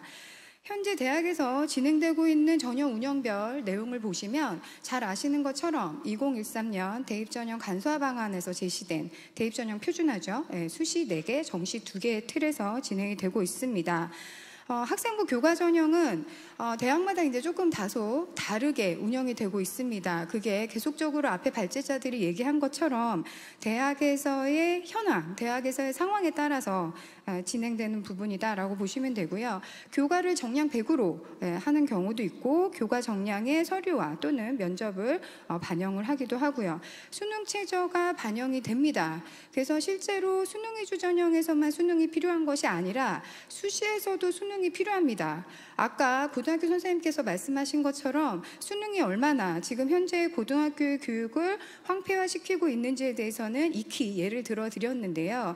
그 부분이 결코 정시 전형에만 반영되는 것이 아니다라고 하는 부분에서 과연 우리가 수시 전형에서 수능 최저 적용이라고 하는 것이 합당한가, 이 논의가 반드시 있어야 될 거라고 생각이 듭니다. 학생부 종합전형을 보신다면 우선은 서류평가 100으로 진행을 하는 경우와 서류평가, 면접평가, 여기에도 수능 최저 적용이 가능합니다. 박근혜 정권에 있어서는 수능 최저를 적용하지 못하도록 권장을 했으나 아시는 것처럼 2019 대입제도 공정성 강화 방안 수능이 확대되면서 거의 이제 대학들이 수시 전형에서도 수능 최저를 거는 것에 어떤 제재가 없는 상황이고요. 그런 면에서 이제 학생부 종합 전형에도 수능 최저가 걸리고 있습니다. 이 부분은 한 번 더 아까 제가 말씀드린 대로 수시 전형에서 과연 수능 최저를 적용하는 것이 수시 전형의 취지에 적합한가라고 하는 측면에서 고민을 해봐야 될 거라고 생각이 들고요. 학생부 종합 전형은 정성평가입니다. 맥락평가이고요. 그런데도 불구하고 고교 블라인드라든지 자기소개서 페이지는 정성평가, 맥락평가를 못하게 하는 부분이다. 그래서 맥락평가가 어려움이 가중되고 있다. 이런 부분 좀 말씀을 드리고 싶습니다. 논술 전형은 아시는 것처럼 수도권 대학에서 주로 진행을 하는데 논술 100에 또는 논술에 교과 정량을 넣거나 비교과, 출결사항을 같이 반영을 하기도 합니다. 수능 최저 있고요. 그 수능 위주 전형 이제 굉장히 대폭 확대가 된 부분인데요. 수능 100이거나 수능 교과 정량이거나 교과 정성, 이제 2023 학년도 서울대가 발표했죠. 교과를 정성으로 평가하겠다. 이 부분. 근데 대학이 왜 그렇게밖에 할 수 없는가라고 하는 부분 심도 있게 저희가 고려해야 될 부분이라고 생각을 하고요. 수능이 또 하나 어려운 건 그 아이들의 총점 순으로 대학을 합격하는 게 아니라는 점입니다. 다시 말해서 대학마다 반영하는 영역 비율이 다르고 그 다른 걸로 인해서 자기가 갖고 있는 점수가 A대학과 B대학에서 굉장히 다르게 평가되는 부분, 그렇다고 했을 때 수능이라고 하는 게 과연 예측 가능한 입학 전형이냐라고 하는 부분에 대해서도 저희가 좀 고민을 해야 되는 거고요. 대학이 계속적으로 고민하는 부분은 N수생의 비율 증가입니다. 자, 제가 이제 수시 정시 아까 제가 말씀을 드렸어요. 어떻게 보면은 지금 2019 대입제도 공정성 강화 방안에 따르면 저희는 정시가 굉장히 많이 확대가 되어야 됨에도 불구하고 전국적인 수치로 본다면 2023학년도, 2024학년도 모두가 수시가 78%, 79%입니다. 사실은 이보다 더 늘어나기는 쉽지 않아 보입니다. 잘 아시는 것처럼 저희가 9월 중순에 원서 접수를 해서 12월 초까지 발표를 해야 되는 상황에서는 결코 긴 기간이 아니기 때문에 그럼에도 불구하고 대학이 수시를 늘리는 건 굉장히 많은 고민이 있었다라고 이해를 해주셔야 될 것 같고요. 그 고민 속에 가장 큰 것은 충원이다. 이렇게 좀 말씀을 드리고 싶습니다. 그럼에도 불구하고 2019 공정성 강화 방안에서 수도권 대학 16개 대학에서는 정시 위주 전형을 40% 이상 진행을 해야 되고요. 그 부분 때문에 사실은 수도권과 비수도권의 그 정시와 수시 비율이 굉장히 다르죠. 이 부분이 어떤 부분이냐, 어떤 영향을 미치냐면 수도권의 대학 입학 전형과 비수도권의 대학 입학 전형이 결이 다르다는 얘기입니다. 결이 다르다라고 하는 거는 비수도권에 있는 학생들이 실제로 정시를 응시하기는 사실 어려운 거고요. 마찬가지로 수도권의 학생들이 많은 뽑는 수도권 대학의 정시를 에 대한 결을 따라가지 못하고 다시 수시를 준비하는 것도 어렵다는 겁니다. 다시 말해서 비수도권과 수도권의 이런 비율의 굉장히 첨예한 차이, 이 부분에 대해서는 한 번 더 저희가 고민해야 될 부분이 아닌가 싶습니다. 제가 오늘 추가적으로 좀 말씀을 드리고 싶은 건, 그러면 왜 대학은 과연 수시를 유지하고 싶어 하는가, 또는 그 말 많은 학생부 종합전형을 유지하고 싶어 하는가라고 하는 측면에서 좀 말씀을 드리고 싶습니다. 입학사정관 전형, 학생부 종합전형이죠. 학생부 종합전형이 도입이 될 때 가장 우려됐던 건 그 아이들이 정말 우수합니까? 라고 하는 질문이었고요. 그 부분 저희 매년 종단 연구를 통해서 확인하고 있습니다. 제가 갖고 온 자료는 2018년 건국대 종단 연구 자료고요. 저희가 계열별로 전형 유형별 성적 추이를 봤을 때 빨간 선이 교과 전형입니다. 교과 전형 친구들은 성취도가 높죠. 왜냐하면 이 친구들은 기본적으로 성실하고요. 공부를 어떻게 해야 되는지 아는 학생들입니다. 근데 대학의 입장에서는 이렇게 GPA가 높은 학생들이 실제로 전과를 하는 부분의 비율이 높습니다. 그래서 고민이었던 거고요. 그래서 잘 아시는 것처럼 2016년부터 대학에서는 교과 전형을 계속 감소시켜서 2017년에는 수도권 대학에서는 교과 전형을 진행하지 않았었습니다. 그런데 2019 공정성 강화 방안으로 인해서, 대입 전형 공정성 강화 방안으로 인해서 모든 대학이 이제 교과 전형을 진행해야 되는 부분이 생겼다, 이렇게 보시면 되고요. 노란 선은 보시는 것처럼 논술 전형, 논술 위주 전형이고요. 네, 파란색이 이제 정시 위주 전형입니다. 수능 위주 전형이죠. 그래서 이런 부분을 봤을 때 학생부 기반에서 선발하는 것이 대학에 잘 적응하는구나. 그럼 또 어떤 분은 이렇게 얘기하실 거예요. GPA 높은 게 잘 적응하는 거냐? 일면 그렇습니다. 왜냐하면 학교에 온 거고요. 수업을 들은 거고요. 과제를 낸 겁니다. 이 외에도 다양한 비교과 활동을 통해서도 저희가 확인한 바 있습니다. 이거 외에도 성적이 아까는 제가 이렇게 평균 평점으로 이제 보여드린 거고요. 이 영역을 좀 나눠서 저희가 봤을 때 굉장히 재밌는 건, 정시 전형 친구들은 하위, 중하위, 중위, 중상위, 상위의 분포가 굉장히 골고루 일어나는 거 확인하실 수 있을 겁니다. 그런데 학생부 종합전형과 학생부 내신, 교과 전형이겠죠. 이 학생들은 상위권에 포진되어 있는 거 보이실 거예요. 그래서 이런 부분에서도 학생부 위주 전형의 학생들이 대학에 적응을 잘하고 퍼포먼스를 많이 내고 있구나라고 하는 거 보실 수 있고요. 논술 전형 친구들은 사실 고민입니다. 이거는 잘 아시는 것처럼 2013 대입 전형 간소화 방안에서 논술을 폐지하는 걸 권장을 하면서 논술을 통합 논술에서 교과 논술로 성격을 바꿨습니다. 그러면서 대학이 고민하는 거죠. 과연 논술 전형이 논술의 취지에 맞게 종합적인 사고력이 되는 아이를 선발할 수 있는가? 이 부분에 대해서는 굉장히 많은 논술의 제재가 있기 때문에 사실 실제 지금은 어렵습니다. 그래서 이제 퍼포먼스 결과도 이렇게 나오는 게 아닌가 싶고요.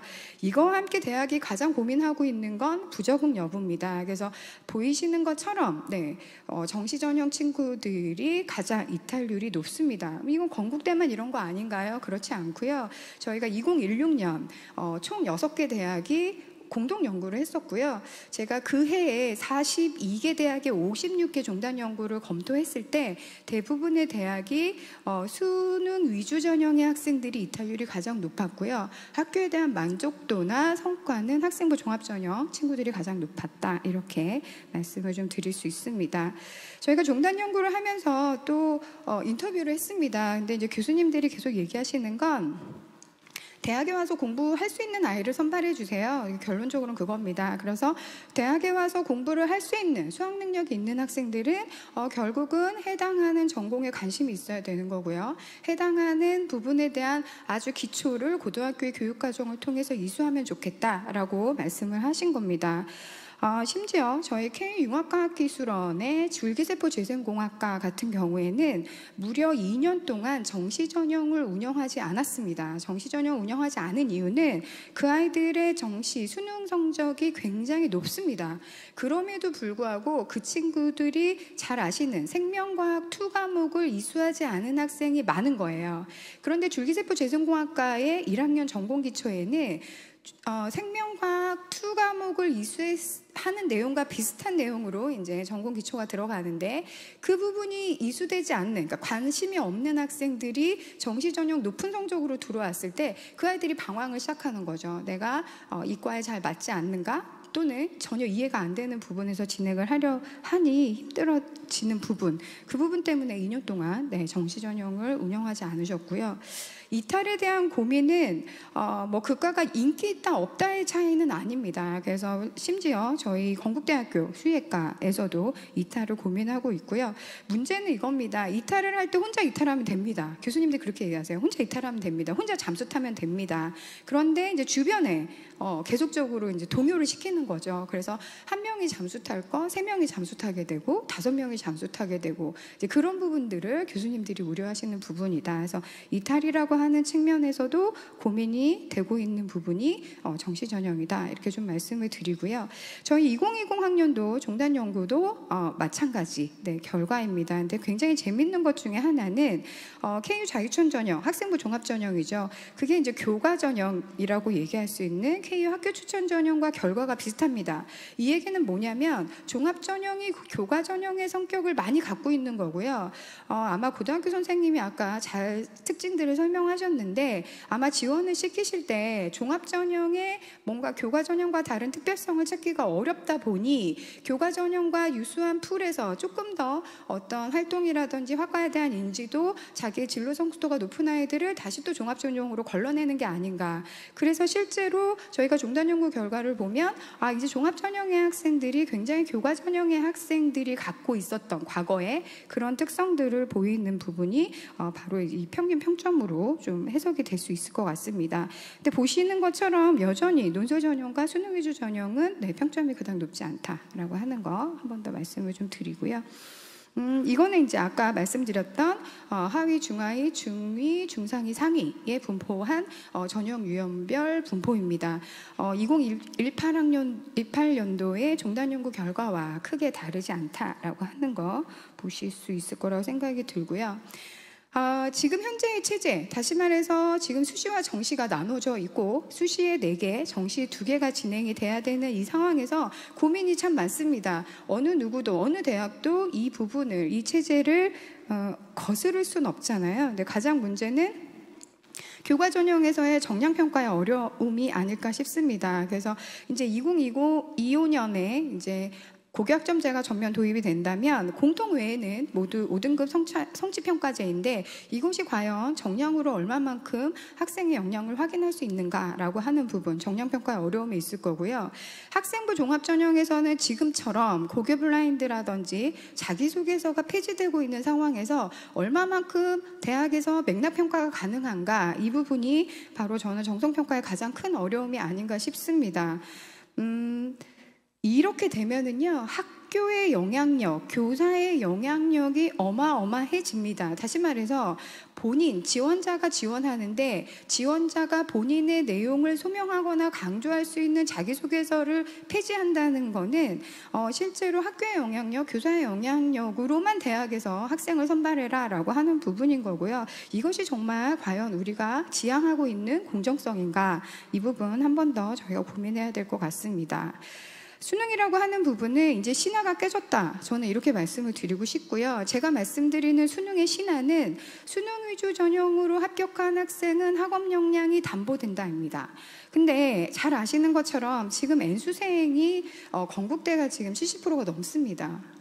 건국대가 70%가 넘는 상황에서 N수생이 증가라고 하는 부분은, N수생이라고 하면 그 시험을 2번 보고 3번 본 학생들인 거고요. 2번 보고 3번 봤을 때 성적이 오르는 것을 그 학생의 오롯한 학업 역량인가라고 하는 측면에서 문제 제기가 되는 거라고 말씀을 드리고 싶습니다. 그래서 N수생의 학업 역량의 신뢰에 대한 고민, 그다음에 교차 지원, 작년에 난리가 났었죠. 저희 50% 이상, 수도권 대학은 대부분 50% 이상인 걸로 알고 있는데요.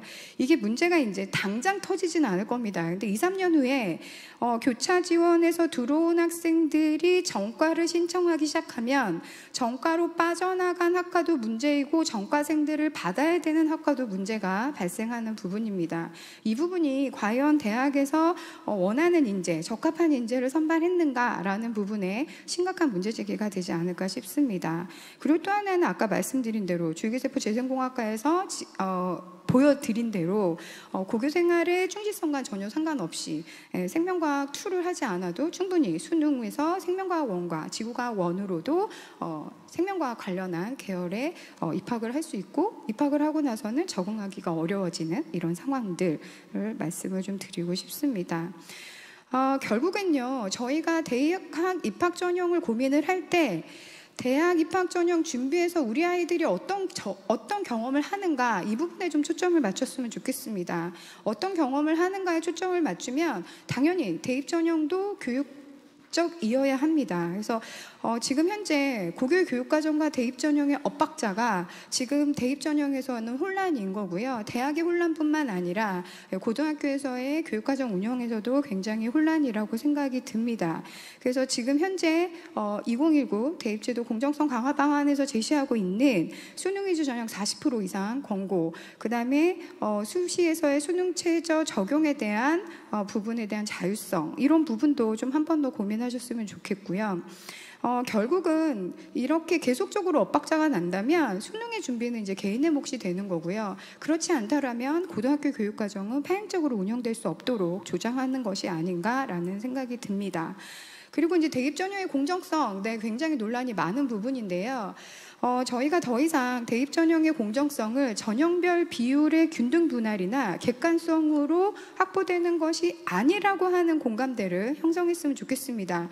대입 전형의 공정성은 신뢰성과 타당성이 담보돼야 되는 거고요. 신뢰성이라고 하면 당연히 전국에서 굉장히 애쓰시는 저희 고등학교 선생님들, 그리고 자기의 꿈을 위해서 열심히 하는 학생들, 그것을 제대로 평가하려고 노력하는 저희 입학사정관들, 이런 부분에 대한 신뢰를 하셔야 되는 거고요. 결국 또 타당성은 평가할 만한 걸 평가하고 있는가라고 하는 지점이 아닌가 싶습니다. 평가할 내용을 평가하고 있는가, 대입 전형에서 평가할 내용은 당연히 고등학교 교육과정에서 경험되어지는 내용, 익혀지는 내용, 고등학교 교육과정에서 길러지는 역량이어야 하지 않을까 싶습니다. 결국 대입 전형은요, 대학이 살아남기 위한 서바이벌 게임입니다. 어떤 대학은 경쟁률이 너무 넘쳐서 선발을 고민해야 되는 대학도 있는 거고요. 어떤 대학은 정말 충원을 고민하고 있는 대학도 있습니다. 그래서 대학이 갖고 있는 특성에 따라서, 상황에 따라서 대입 전형이 운영될 수 있도록, 설계될 수 있도록 차후에 2028 대입 전형에서는 이 부분이 중요하게 논의됐으면 좋겠습니다. 여기까지 하겠습니다. 감사합니다. 네, 김경숙 입학사정관님 수고 많으셨습니다. 다음으로 토론과 질의응답 시간이 진행이 될 텐데요. 패널 데스크를 좀 준비하기 위해서 약 5분간 휴식하고 5분 후에 다시 뵙도록 하겠습니다.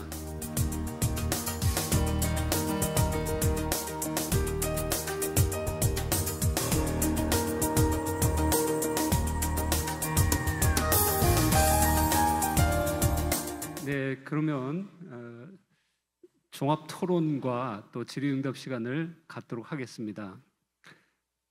먼저 시간이 좀 많이 지났기 때문에 저희가 여기 계신 분들이 혹시 질의나 뭐 이런 게 있으면 손을 들어주시면 좀 응답하고 또 토론하도록 하겠습니다. 혹시 네, 맞습니다. 소속하고요, 성함하고 그다음에 어느 분한테 좀 질의하실 건지 말씀해 주시기 바랍니다.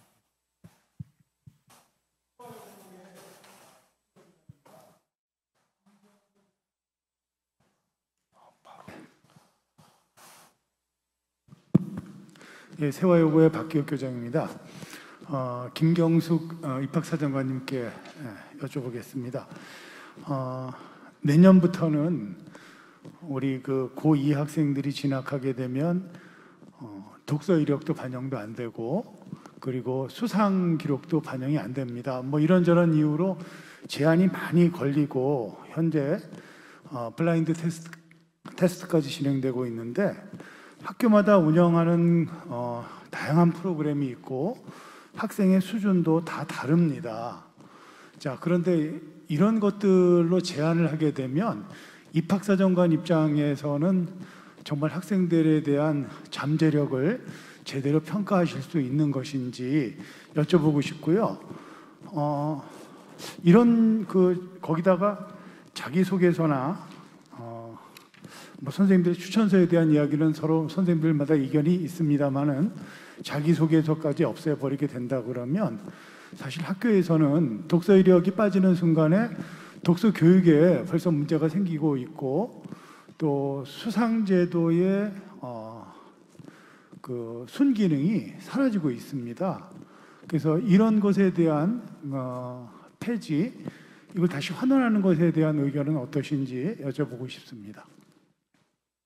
네, 김경숙 입학사정관님, 네, 말씀해 주시죠. 네, 지금 말씀하신 대로 이제 뭐 잠재력을 제대로 평가하는가라고 하는 측면보다 이제 대학 입학 전형에서는 이제 역량을 평가한다. 저희가 이제 그렇게 이제 안내를 좀 드렸고요. 이미 이제 공지가 됐을 때부터 저희가 계속적으로 고등학교에 안내를 드렸던 부분은 학생부 종합전형의 선발 인원이 많아지면서 이제 비교과가 아니라 교과입니다라고 말씀을 드렸고, 그래서 세부능력 및 특기사항입니다라고 말씀을 드렸습니다. 그래서 계속적으로 지금 세부능력 및 특기사항, 다시 말해서 학생이 어떤 수업을 통해서 어떤 역량이 발휘되고 있는가 기재를 굉장히 많이 열심히 해주시고요. 그 기재를 하기 위해서는 학생의 관찰이 필요하신 거고, 그래서 이제 수업의 방법 굉장히 많이 변화시키시고 있습니다.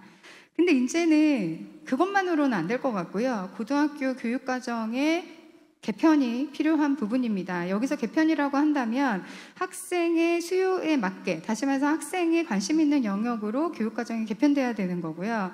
실제로 세특이 아무리 잘 써져 있다고 하더라도 그 학생이 들었던 과목이 굉장히 제한적이라면, 과거에 저희가 했던 물화생지라고 하는 측면에서 어떤 정형화된 교육과정이라고 한다면 사실 그 학생의 관심과 흥미를 알아보기는 어렵습니다.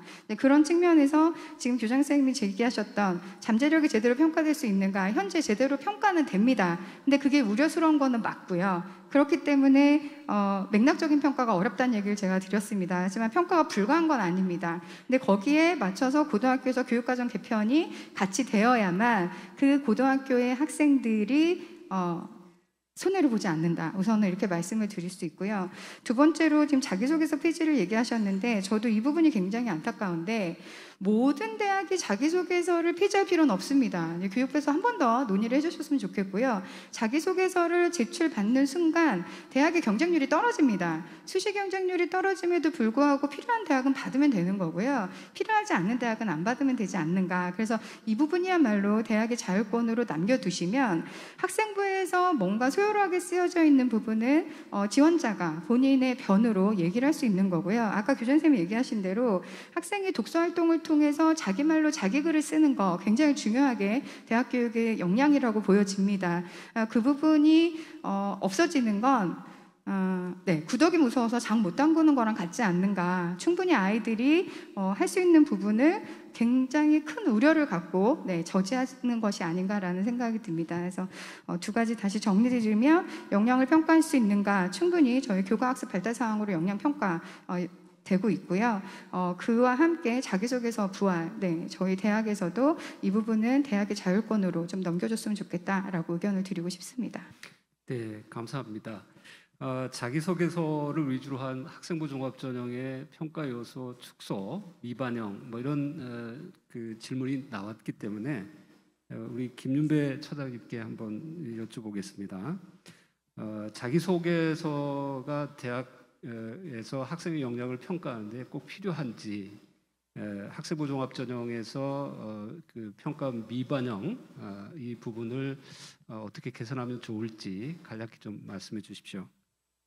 사실 입학처장은 평가에 개입하지 않기 때문에 디테일은 하나도 모릅니다. 근데 제가 봤을 때 일단 자기소개서에 대한 제 입장은 뭐냐면, 자기소개서라는 것을 못 쓰게 한다는 것 자체가요, 법을 가지고 모든 것을 하는 사법제도를 생각하시면 변호사가 없는 거예요.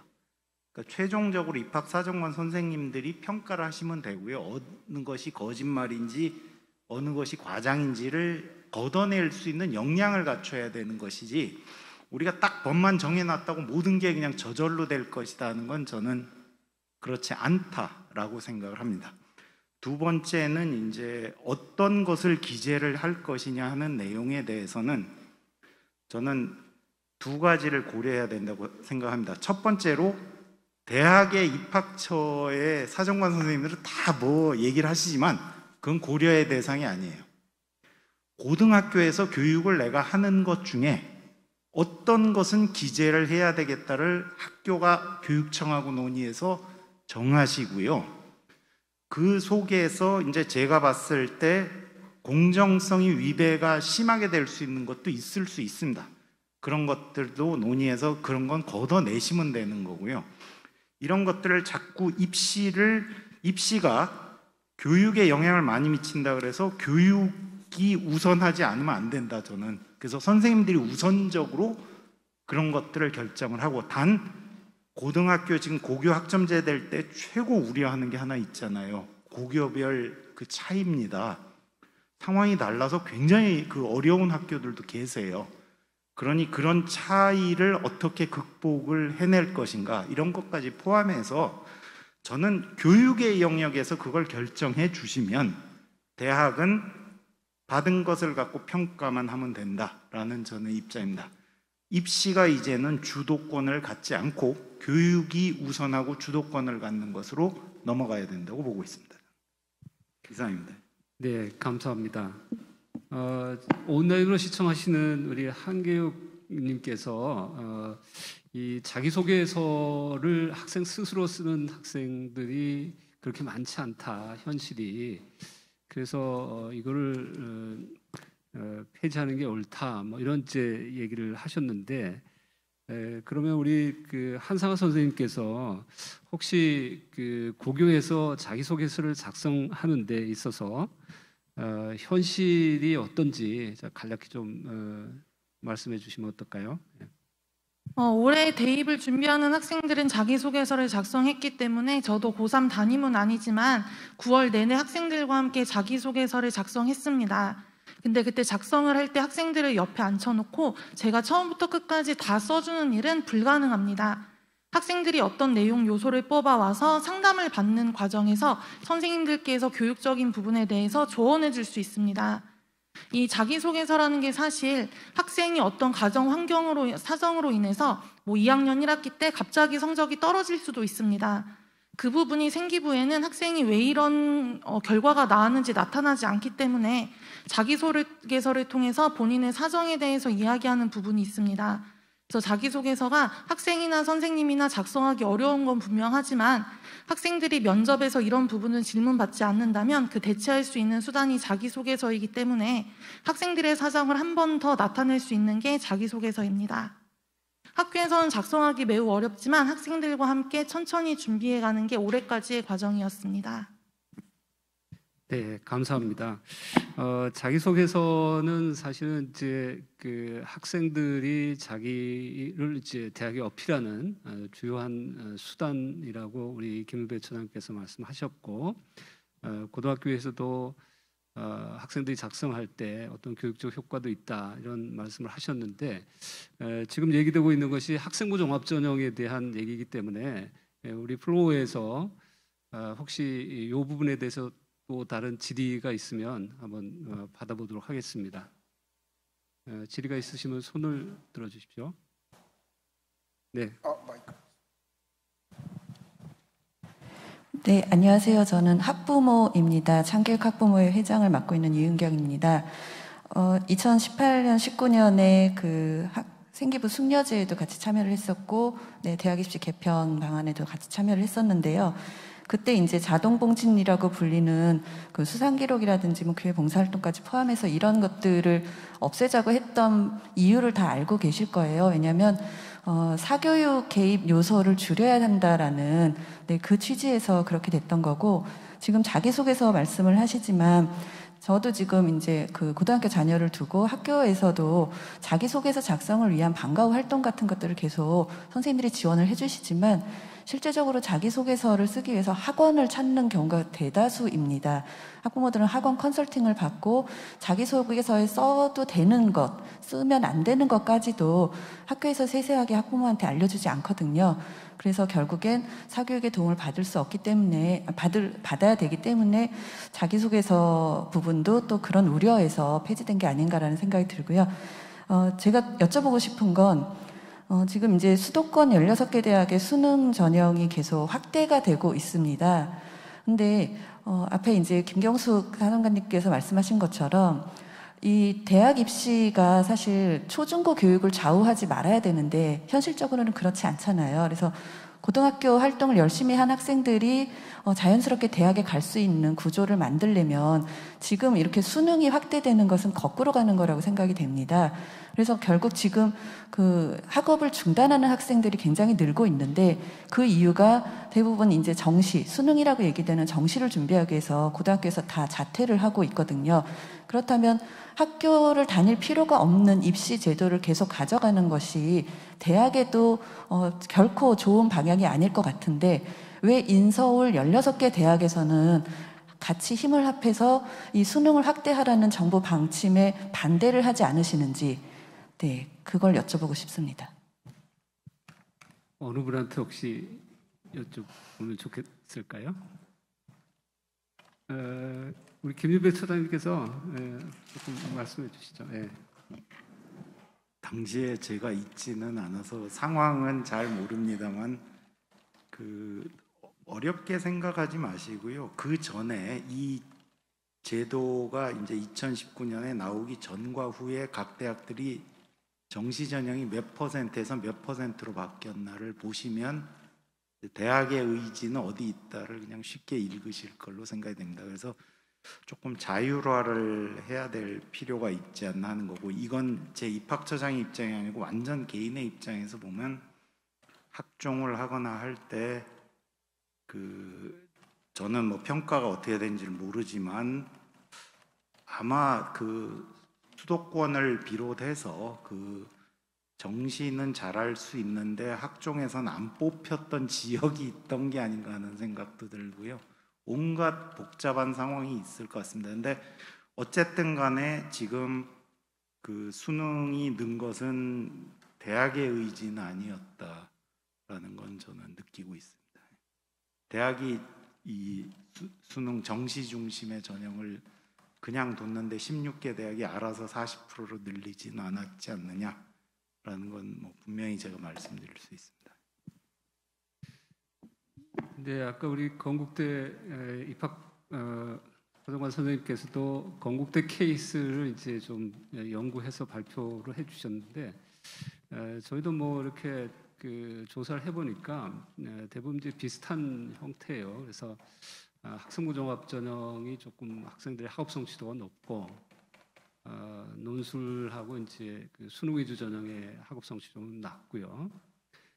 그다음에 수능으로 입학한 학생들의 N수생 비율이 높고 또 국가장학금 수혜율도 한 20%가 안 됩니다. 그래서 여러 가지 데이터적으로는 사실은 이제 학생부 종합 전형에 조금 우선 학생들이 들어온다는 것인데 어쨌든 저희가 2028 대입제도에서는 이러한 부분을 좀 감안해서 개선이 됐으면 좋겠다는 희망을 가지고 있습니다. 또 마지막으로 우리 학생부 종합 전형에 대해서 혹시 질의응답 말씀해 주십시오. 예, 저도 현재 학부모입니다. 우선 아까 학생부 종합전형 관련해서 학생부 종합전형은 아이들 과정 평가에 아주 중요한 요소고, 그냥 학교에서 보면 아이들이 그냥 지금 학교가 어떤지 아시는지 모르겠어요. 지금 학생들 어디 있는지. 제 학생들의 반은 입시반의 반은 지금 학원에 가 있고 그렇다고 합니다. 지금 현재요. 이 시간에 학교에 있을 아이들이 바깥에 있는 거예요. 그 우리 선생님 잘 아실 것 같습니다. 한상호 선생님께서는. 그럼 학교가 어떤 존재인지, 이게 왜 이렇게 됐는지 곰곰이 따져봐야 됩니다. 저는 대학 자율성 확대를 주장하는 사람입니다. 대학이 자율성을 확대해서 자기들이 가르칠 학생들을 자기들이 뽑아야 되는데 그걸 믿지 못하고 불신 때문에 억지스럽게 정부에 끌려다니거든요. 돈 몇 푼 때문에. 그래서 저는 그렇게 팔려나가지 않았으면 좋겠다. 대학들이 뭉치면 되지 않을까라는 생각을 하고요. 대학 자율화가 진정한 교육 발전을 지향하는 바라고 생각합니다. 특히 수능은요, 속도 시험입니다. 아무리 봐도 20문제를 30분에 다 풀지 못합니다. 문제 푸는 기계들을 양산해가지고 과연 그 아이들이 대학 가서는 뭐 합니까? 아까 성취도를 보니까 수능 위주 아이들이 가장 낮았지 않습니까? 근데 왜 그 방법을 동원하는지 이해가 되지 않고요. 그 다음에 자소서 문제입니다. 저도 학부모라고 그랬는데요.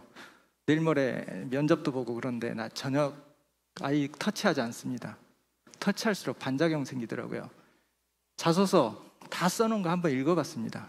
단어 한 2개 바꿔서 그냥 제출했습니다. 선생님 지도 안 해줬습니다. 그게 자소서입니다. 왜 부모가 만져주고 심지어 학원에서 만져줍니까? 돈이 아깝다고 생각합니다. 아깝다 학원비. 네, 그 생각을 하셨으면 좋겠는데 가장 변하지 않는 쪽이 우리 학부모들입니다. 대학도 변하려고 선생님도 변하려는데 아이들은 그냥 희생자죠. 부모님의 과거 30년 전의 생각으로 미래 30년 세대를 살아갈 아이들이 왜 이렇게 피해를 봐야 되는지 되게 안타깝습니다. 그래서 저는 지금 아까 사회적 배려 전형도 10% 이상을 뽑으라고 하는데요. 사회적 배려 대상자가 우리나라에 10%나 됩니까? 없어서 못 뽑을 것 같기도 해요. 그러면 이게 일반적인 학생 90%는 손해보지 않습니까? 훨씬 많을 텐데. 그래서 인구 비에 따라서 이거를 좀 했으면 좋겠다. 사회적 배려 대상자 10% 이상이 아니라 그 해에 사회적 배려 대상자가 20% 나오면 20% 뽑고요. 5% 나오면 5%만 뽑아야 한다고 생각합니다. 기계적으로 정해서 뽑지 말고요. 그러면 사람이 없지 않습니까? 뽑을 학생이.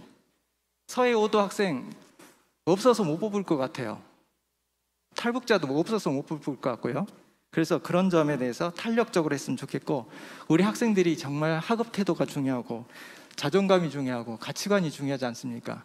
그래서 우리 수능은 미래 사회에 맞지 않았기 때문에 전 질문이라기보다도 우리 그 교육부 관계자가 있다면 꼭 좀 새겨들었으면 좋겠다. 정말 우리 미래를 위해서 책임의식을 가졌으면 좋겠다는 당부 말씀 드리려고 제가 마이크 잡았습니다. 감사합니다. 네, 감사합니다. 학생부 종합 전형과 또 수능 16개 대학 수능 위주 전형 40% 선발이 진행되고 난 후에 학교에서의 어떤 폐해 이런 것도 말씀해 주셨고, 대학의 전형에서 좀 자율성이 주어졌으면 좋겠다라는 의견을 주셨습니다. 대체적으로 학생부 종합 전형의 기재사항 축소, 미반영 이런 것들이 대학에서 학생을 선발할 때 상당히 어려움을 겪게 한다, 이런 이제 의견이 좀 많으셨습니다. 자, 그러면 다음으로 교과 전형으로 조금 넘어가 보겠습니다. 지금 이제 그 2022 개정 교육 과정에서는 그 공통 과목도 있고 일반 선택 과목, 또 진로 선택 과목, 융합 선택 과목들이 있는데요. 평가 방식이 이제 달라집니다. 그래서 김나연 우리 온라인 시청자께서 고교 학점제의 핵심 중 하나가 평가 방식인데, 1학년은 상대평가 체제고 2학년, 3학년은 성취평가가 이제 불가피한데, 교과 전형이 대입에서 어떻게 반영돼야 될지 발제자들의 의견을 듣고 싶다고 말씀해 주셨습니다. 그래서 먼저 우리 입학사정관 협의회 회장님부터 이렇게 오른쪽 순서대로 간단히 좀 말씀해 주시면 좋겠습니다.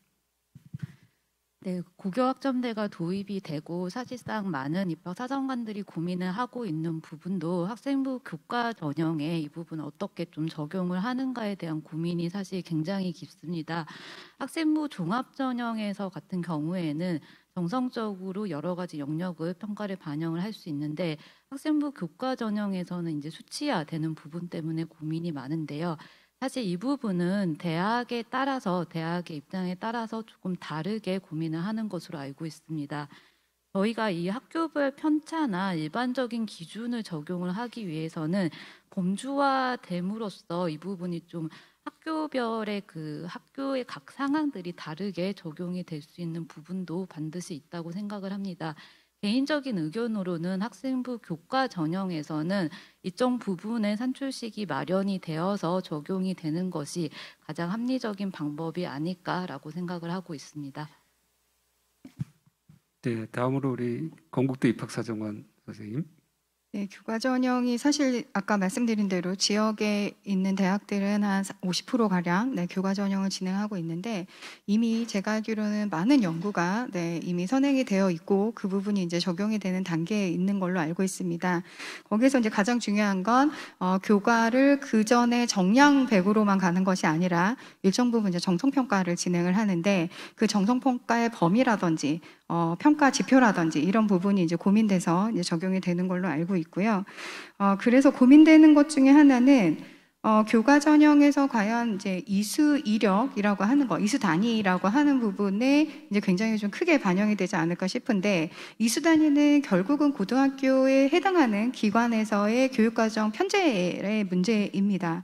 그래서 그 부분이 학생들한테 뭐 공동교육과정이나 주문형 교육과정이 잘 안내되고 해당하는 학교에서 학생의 관심이나 흥미에 따라서 교육과정이 잘 편제됐다는 선택이 자유로웠다는 전제에서 했을 때는 굉장히 교과 전형에서 정성평가하는 것이 모든 학생들한테 이롭겠지만 그렇지 않은 학교를 다니는 학생들에 대해서는 또 여전히 굉장히 불합리한 전형으로 남을 확률이 굉장히 높은 부분 지금 현재 지역대학에서 고민하고 있는 걸로 알고 있습니다. 그래서 저희 건국대학교나 수도권대학에서는 교과 전형을 교과 100이 아니라 정량 100이 아니라 정성평가 반영을 하고 있고요.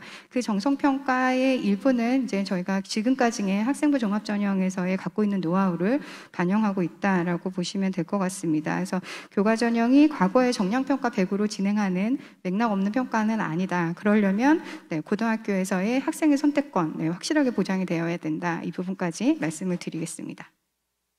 네, 김준배 차장님. 이 문제는 사실 그냥 학생부 보는 겁니다. 그래서 학생부 보는 방식에서 이제 기계적으로 학생부 교과의 그 등급들을 얼만큼 반영하고 어떤 방식으로 하느냐의 문제고요. 앞으로는 뭐 100% 반영하는 데는 불가능해질 가능성도 있고, 그러나 대학에 따라서 또 상황이 많이 다른 것도 사실이니까 요건 그냥 학생부 전형으로 놓고서는 각 대학들이 정확하게 몇 명은 어떻게 선발하고를 선언하게만 하면 사실 문제는 없으리라고 저는 생각합니다. 대학이 이건 진짜 상황이 너무 다른 수밖에 없거든요. 교과 전형이라고 부르는, 그러니까 100% 다 기계적으로 등급을 내갖고 하는 것과 학생부를 놓고 종합적으로 100%를 보는 것 사이에 적당한 것들을 또 비율에 따라서 이제 전형을 조금 나눠 놓을 수도 있을 거고요. 그건 대학들의 상황에 따라서 놓도록 하고, 그때 이제 물론 어떻게 쓸 거냐에 대한 고교 교육의 의견이 들어와서 그거를 대학들이 반영하는 방식이면 큰 문제 없이 저는 합의점들을 대학별로 찾아 나가지 않을까 생각하고 있습니다. 네, 한상화 선생님께서는 주제 우리 발표하실 때 제안을 하나 해주셨는데, 학생부 교과 전형에 정성평가를 좀 도입하면 고교 교육 정상화에 훨씬 더 좋겠다는 의견을 말씀해 주셨는데, 종합해서 한번 좀 말씀해 주시죠. 요즘에 학교 선생님들이 가장 많이 듣는 연수가 성취평가제 관련 연수입니다. 진로 선택 과목에 성취평가제가 들어온 지 꽤 됐는데도 지금도 선생님들이 여전히 성취평가제에 대해서 보다 면밀하게 연구를 하고 계십니다. 2022 개정 교육과정이 2025학년도 고등학교 1학년 신입생부터 적용이 됩니다. 적용이 되게 되면 1학년 학생들은 상대평가 체제, 2학년의 선택 과목들, 일반 선택, 진로 선택, 융합 선택 전체가 다 절대평가, 성취평가제로 전환되기 때문에 2, 3년 전인 지금부터 그 성취평가제를 더욱 대비하고 있습니다. 성취평가제를 대비한다는 건 어떤 대학에서 A, B, C, D, E 중에 B를 2등급 처리한다더라, 3등급 처리한다더라 이런 것을 공부하는 연수는 아닙니다. 이렇게 대학에 이끌리는 고등학교 수업이나 평가에 대해서는 대학에서도 원치 않을 거라고 생각하고 있습니다. 학교에서 선생님들이 성취평가제 연구를 할 때 가장 먼저 들여다보는 게 교육과정 문서입니다. 각 과목의 교육과정 성취 내용, 성취 기준을 보면서 연구하고 있습니다. 고등학교는 대학교에 이끌리지 않고 고등학교가 할 수 있는 수준에서 각 과목을 정상화하여 수업하겠습니다. 그러면 그게 자동적으로 고교 교육 내실화나 대입 전형 원활화에도 도움이 될 거라는 생각입니다. 이상입니다. 네, 감사합니다. 사실은 이제 저희 대학에서는 이제 올해부터 학생부 교과에서 정성 평가를 30% 반영을 하고 있습니다. 저희가 평가 요소도 개발하고 평가 문항도 다 개발해서 이제 진행을 하고 있는데요. 우리 평가자들한테 중간에 제가 좀 의견을 들었는데 학생들의 변별, 즉 학생들이 학업에서 얼마나 열심히 했는지, 성실하게 했는지 이런 것들을 약간 좀 판단할 수 있겠다라는 긍정적인 의견을 받았습니다. 고교 학점제가 진행이 되면 사실은 학생들이 그 진로 관심사에 따라서 다양한 선택 과목을 이제 선택하고 공부를 할 텐데 이런 것들을 대학에서 좀 반영해 주는 것이 그 고교 교육의 목표에 부합하지 않나 이런 개인적인 생각을 가지고 있습니다.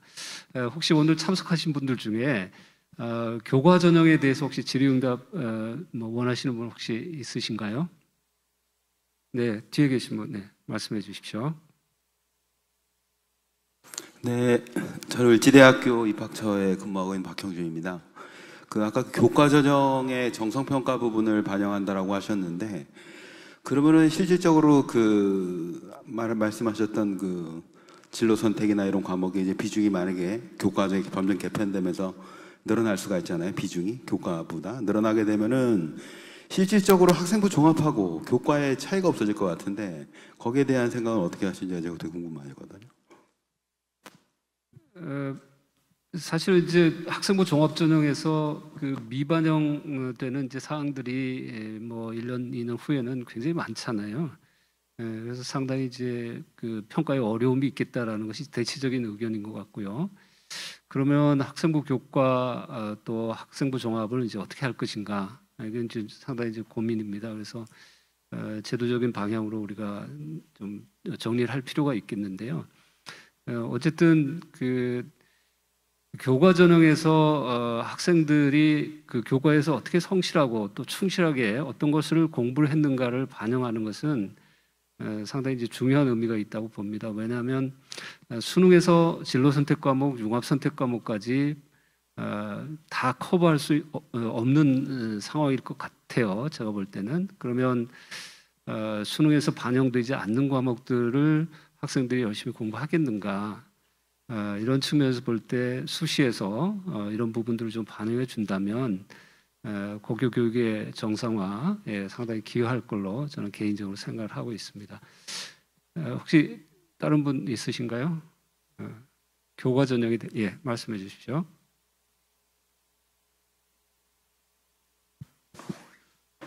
네, 저는 별로 안 좋아하실 사교육 쪽에 있는 것 같은 사람인데요. 최영득이라고 합니다. 방금 전에 앞서서 말씀하신 내용과 비슷한 내용입니다. 그런데 조금 다른 부분이 있다면, 사실 작년에 동국대하고 성대 같은 경우에는 실제로 교과 전형에서 정성평가를 반영한 걸로 알고 있거든요.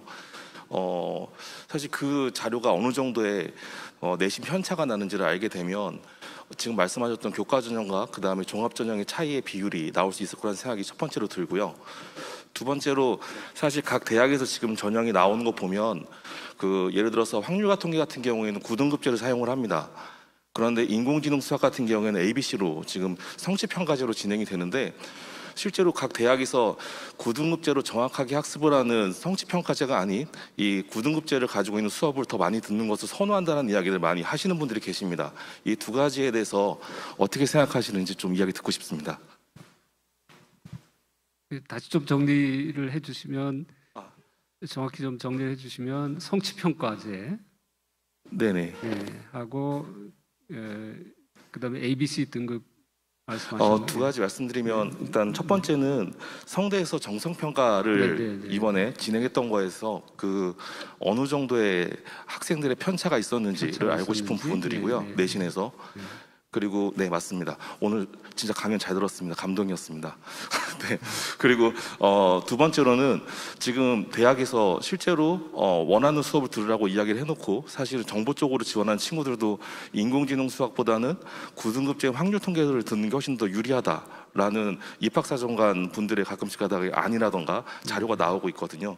여기에 대해서는 어떻게 생각하시는지 두 가지입니다. 먼저 김유대 처장님께서 그 작년에 우리가 정성평가 교과에서 하시면서 어떤 좀 결과들 좀 말씀해 주시면 좋겠습니다. 저 부끄럽게도 평가 결과를 제가 안 봤거든요. 그래서 저 하나도 모릅니다. 그러니까 그 평가를 해서 어떻게 바뀌었다에 대한 건 저는 입학사정관들의 절대 권한이라고 생각을 하고 있기 때문에 제가 별로 그런 것들을 받질 않아서 제가 모르니까 그건 성균관대 사정관 선생님들께 한번 질문을 드리는 게 좋을 것 같습니다. 그리고 그 9등급제 뭐 인공지능 이것도 저는 전혀 모릅니다. 근데 확실한 거는요. 그러니까 이게 일반론으로 봐서 결국은 사정관 선생님들이 우수한 사람을 뽑기 위한 일종의 변별력 개념이 어디 있느냐는 분명히 보실 것 같아요. 제가 뭐 평가하는데 하나도 개입 안 해봐도 그런 면에서는 제가 보기에 이 교육을 짜시는 분들이 아직 제가 알고 있기엔 최종 확정되진 않았으니까 그 점을 고민을 해주셔야 이 입시의 문제가 아니고요. AI 과목을 내실 있게 많이 듣는 사람들이 늘어야 국가적으로 좋을 수 있지 않습니까? 그런 면에서 좀 접근을 큰 방향에서도 좀 해달라. 그러니까 학생들의 입장에서는 제한된 시간에 굉장히 많은 노력을 하는데 내가 어디다가 시간을 썼더니 입시에 잘 되더라에 영향을 미친다 그러면 충분히 국가적으로 봤을 때 이런 데 좀 신경을 아이들이 써서 앞으로 자신이 행복하고 먹거리를 잘 찾아가겠구나 하는 데들을 자신 있게 좀 선택할 수 있도록 도와주십사 하는 게 제 부탁입니다. 그래서 그런 면에서 고교와 교육청과 제가 늘 말씀드리는 게 이 교육 과정 짜고 또 선생님들하고 이런 논의들을 해서 하고요. 대학에다가는 그냥 우리가 이렇게 해서 진짜로 잘했으냐 하고 좀 요구하는 방향으로 제가 사실 10년 전에 학생부 종합을 굉장히 많이 늘릴 때 우리 성균관대가 느렸는데 그때도 제가 원했던 건 굉장히 단순하다고 보시면 됩니다. 학교에서 그냥 선생님이 주도권을 가지고 이렇게 좀 수업이 이루어졌으면 좋겠다.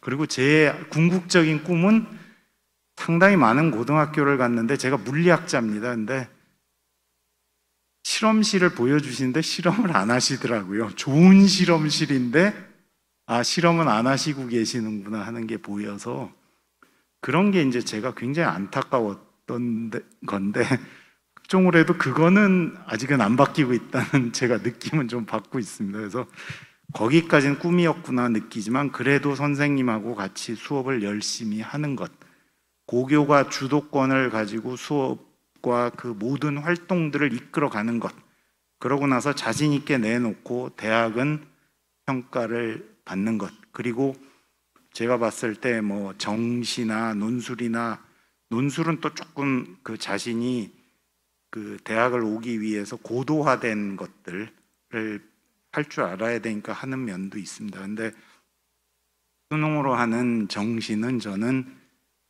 그 고3들의 약간 패자부활전 개념으로 할 수 있으면 좋겠습니다. 왜 그러냐면 고3 때요 정말 수시 이제 원서 쓰려고 자소서 들여다보기 시작하면 굉장한 그 깝깝함들을 느끼실 거거든요. 그때 뭔가 좀 수시에서도 빠져나갈 수 있는 전형은 있어야 되고요.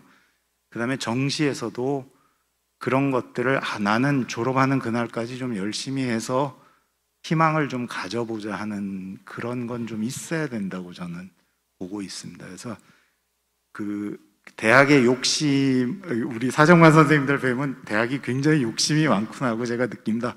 우수한 사람을 이제 다 학종과 학생부 교과서로 다 뽑으면 좋겠지만 그것이 아니고 우리나라의 대학도 이제 두부모 자르듯이 뽑아서는 안 되는 거라고 저는, 이건 제 아주 지극히 개인적인 의견입니다만, 대학이 이렇게 돼갖고 막 서열화되는 게 과연 행복한 건가, 그것이 교육적으로 바람직한 건가, 이런 것도 이제 물어야 되지 않느냐.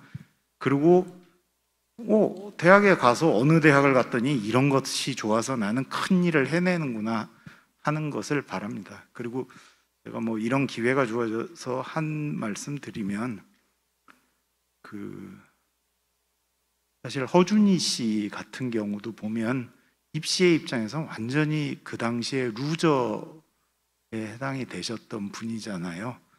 근데 우리 교육이, 대학 교육이 정말 고민해야 되는 게, 어떻게 대학 교육이든 고등학교 교육이든 그런 분이 가장 창의적인 상을 탔느냐 하는 거는 고민을 좀 깊이 이번 입시를 짤 때도 해야 되지 않느냐 하는 면도 있다고 봅니다. 그래서 여러 가지를 좀 놓고 고민하는 그런 것들, 좀 기능적인 게 줄고 커다란 것을 향해서 가는 그런 입시들이 되었으면 합니다. 네, 감사합니다. 저희가 이제 약속한 시간이 4시까지인데요. 4시가 이제 거의 다 돼서 여러 질의응답도 있고 온라인으로도 여러 가지 의견과 질의응답을 주셨는데 저희가 이제 다 소화하지 못했습니다. 어쨌든 2019 대입 공정성 강화반 체제에서 여러 가지 문제점이 있다는 현실을 좀 저희가 성찰하고, 앞으로 2028 대입제도 개편에서는 정말 바람직한 방향으로 개편이 되기를 희망합니다. 여기서 종합토론 질의응답을 마치도록 하겠습니다. 네, 감사합니다.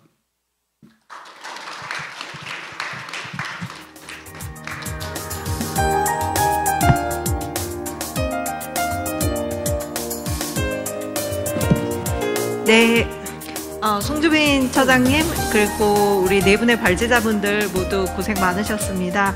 포럼에 참여해 주셔서 감사합니다. 그 포럼을 마치기 전에 한 가지 안내사항 말씀드리겠습니다. 저희 교육부에서 지난주에 그 교육부 홈페이지에 그 이제 의견 가지신 분들 어떤 분들이든지 와서 대입 개편, 이번 2028 대입 개편 관련해서 의견 남기실 수 있도록 게시판을 개설을 했습니다. 그래서 혹시 이런 자리에서 말씀 못하신 내용들 게시판에 남겨주시면 저희가 대입 개편안 준비하면서 참고하도록 하겠습니다. 그리고 저희 오늘 1차 포럼이고요. 앞으로 한 3, 4차례 더 포럼을 계획을 하고 있습니다. 다양한 주제를 다루려고 하는데 많은 관심 가져주시기 바랍니다. 예, 시간이 거의 꽉 차여서 진행이 됐는데요. 참석해 주신 분들 다시 한번 감사드립니다. 이상으로 2028 대입 개편 제1차 전문가 포럼을 마치도록 하겠습니다. 감사합니다.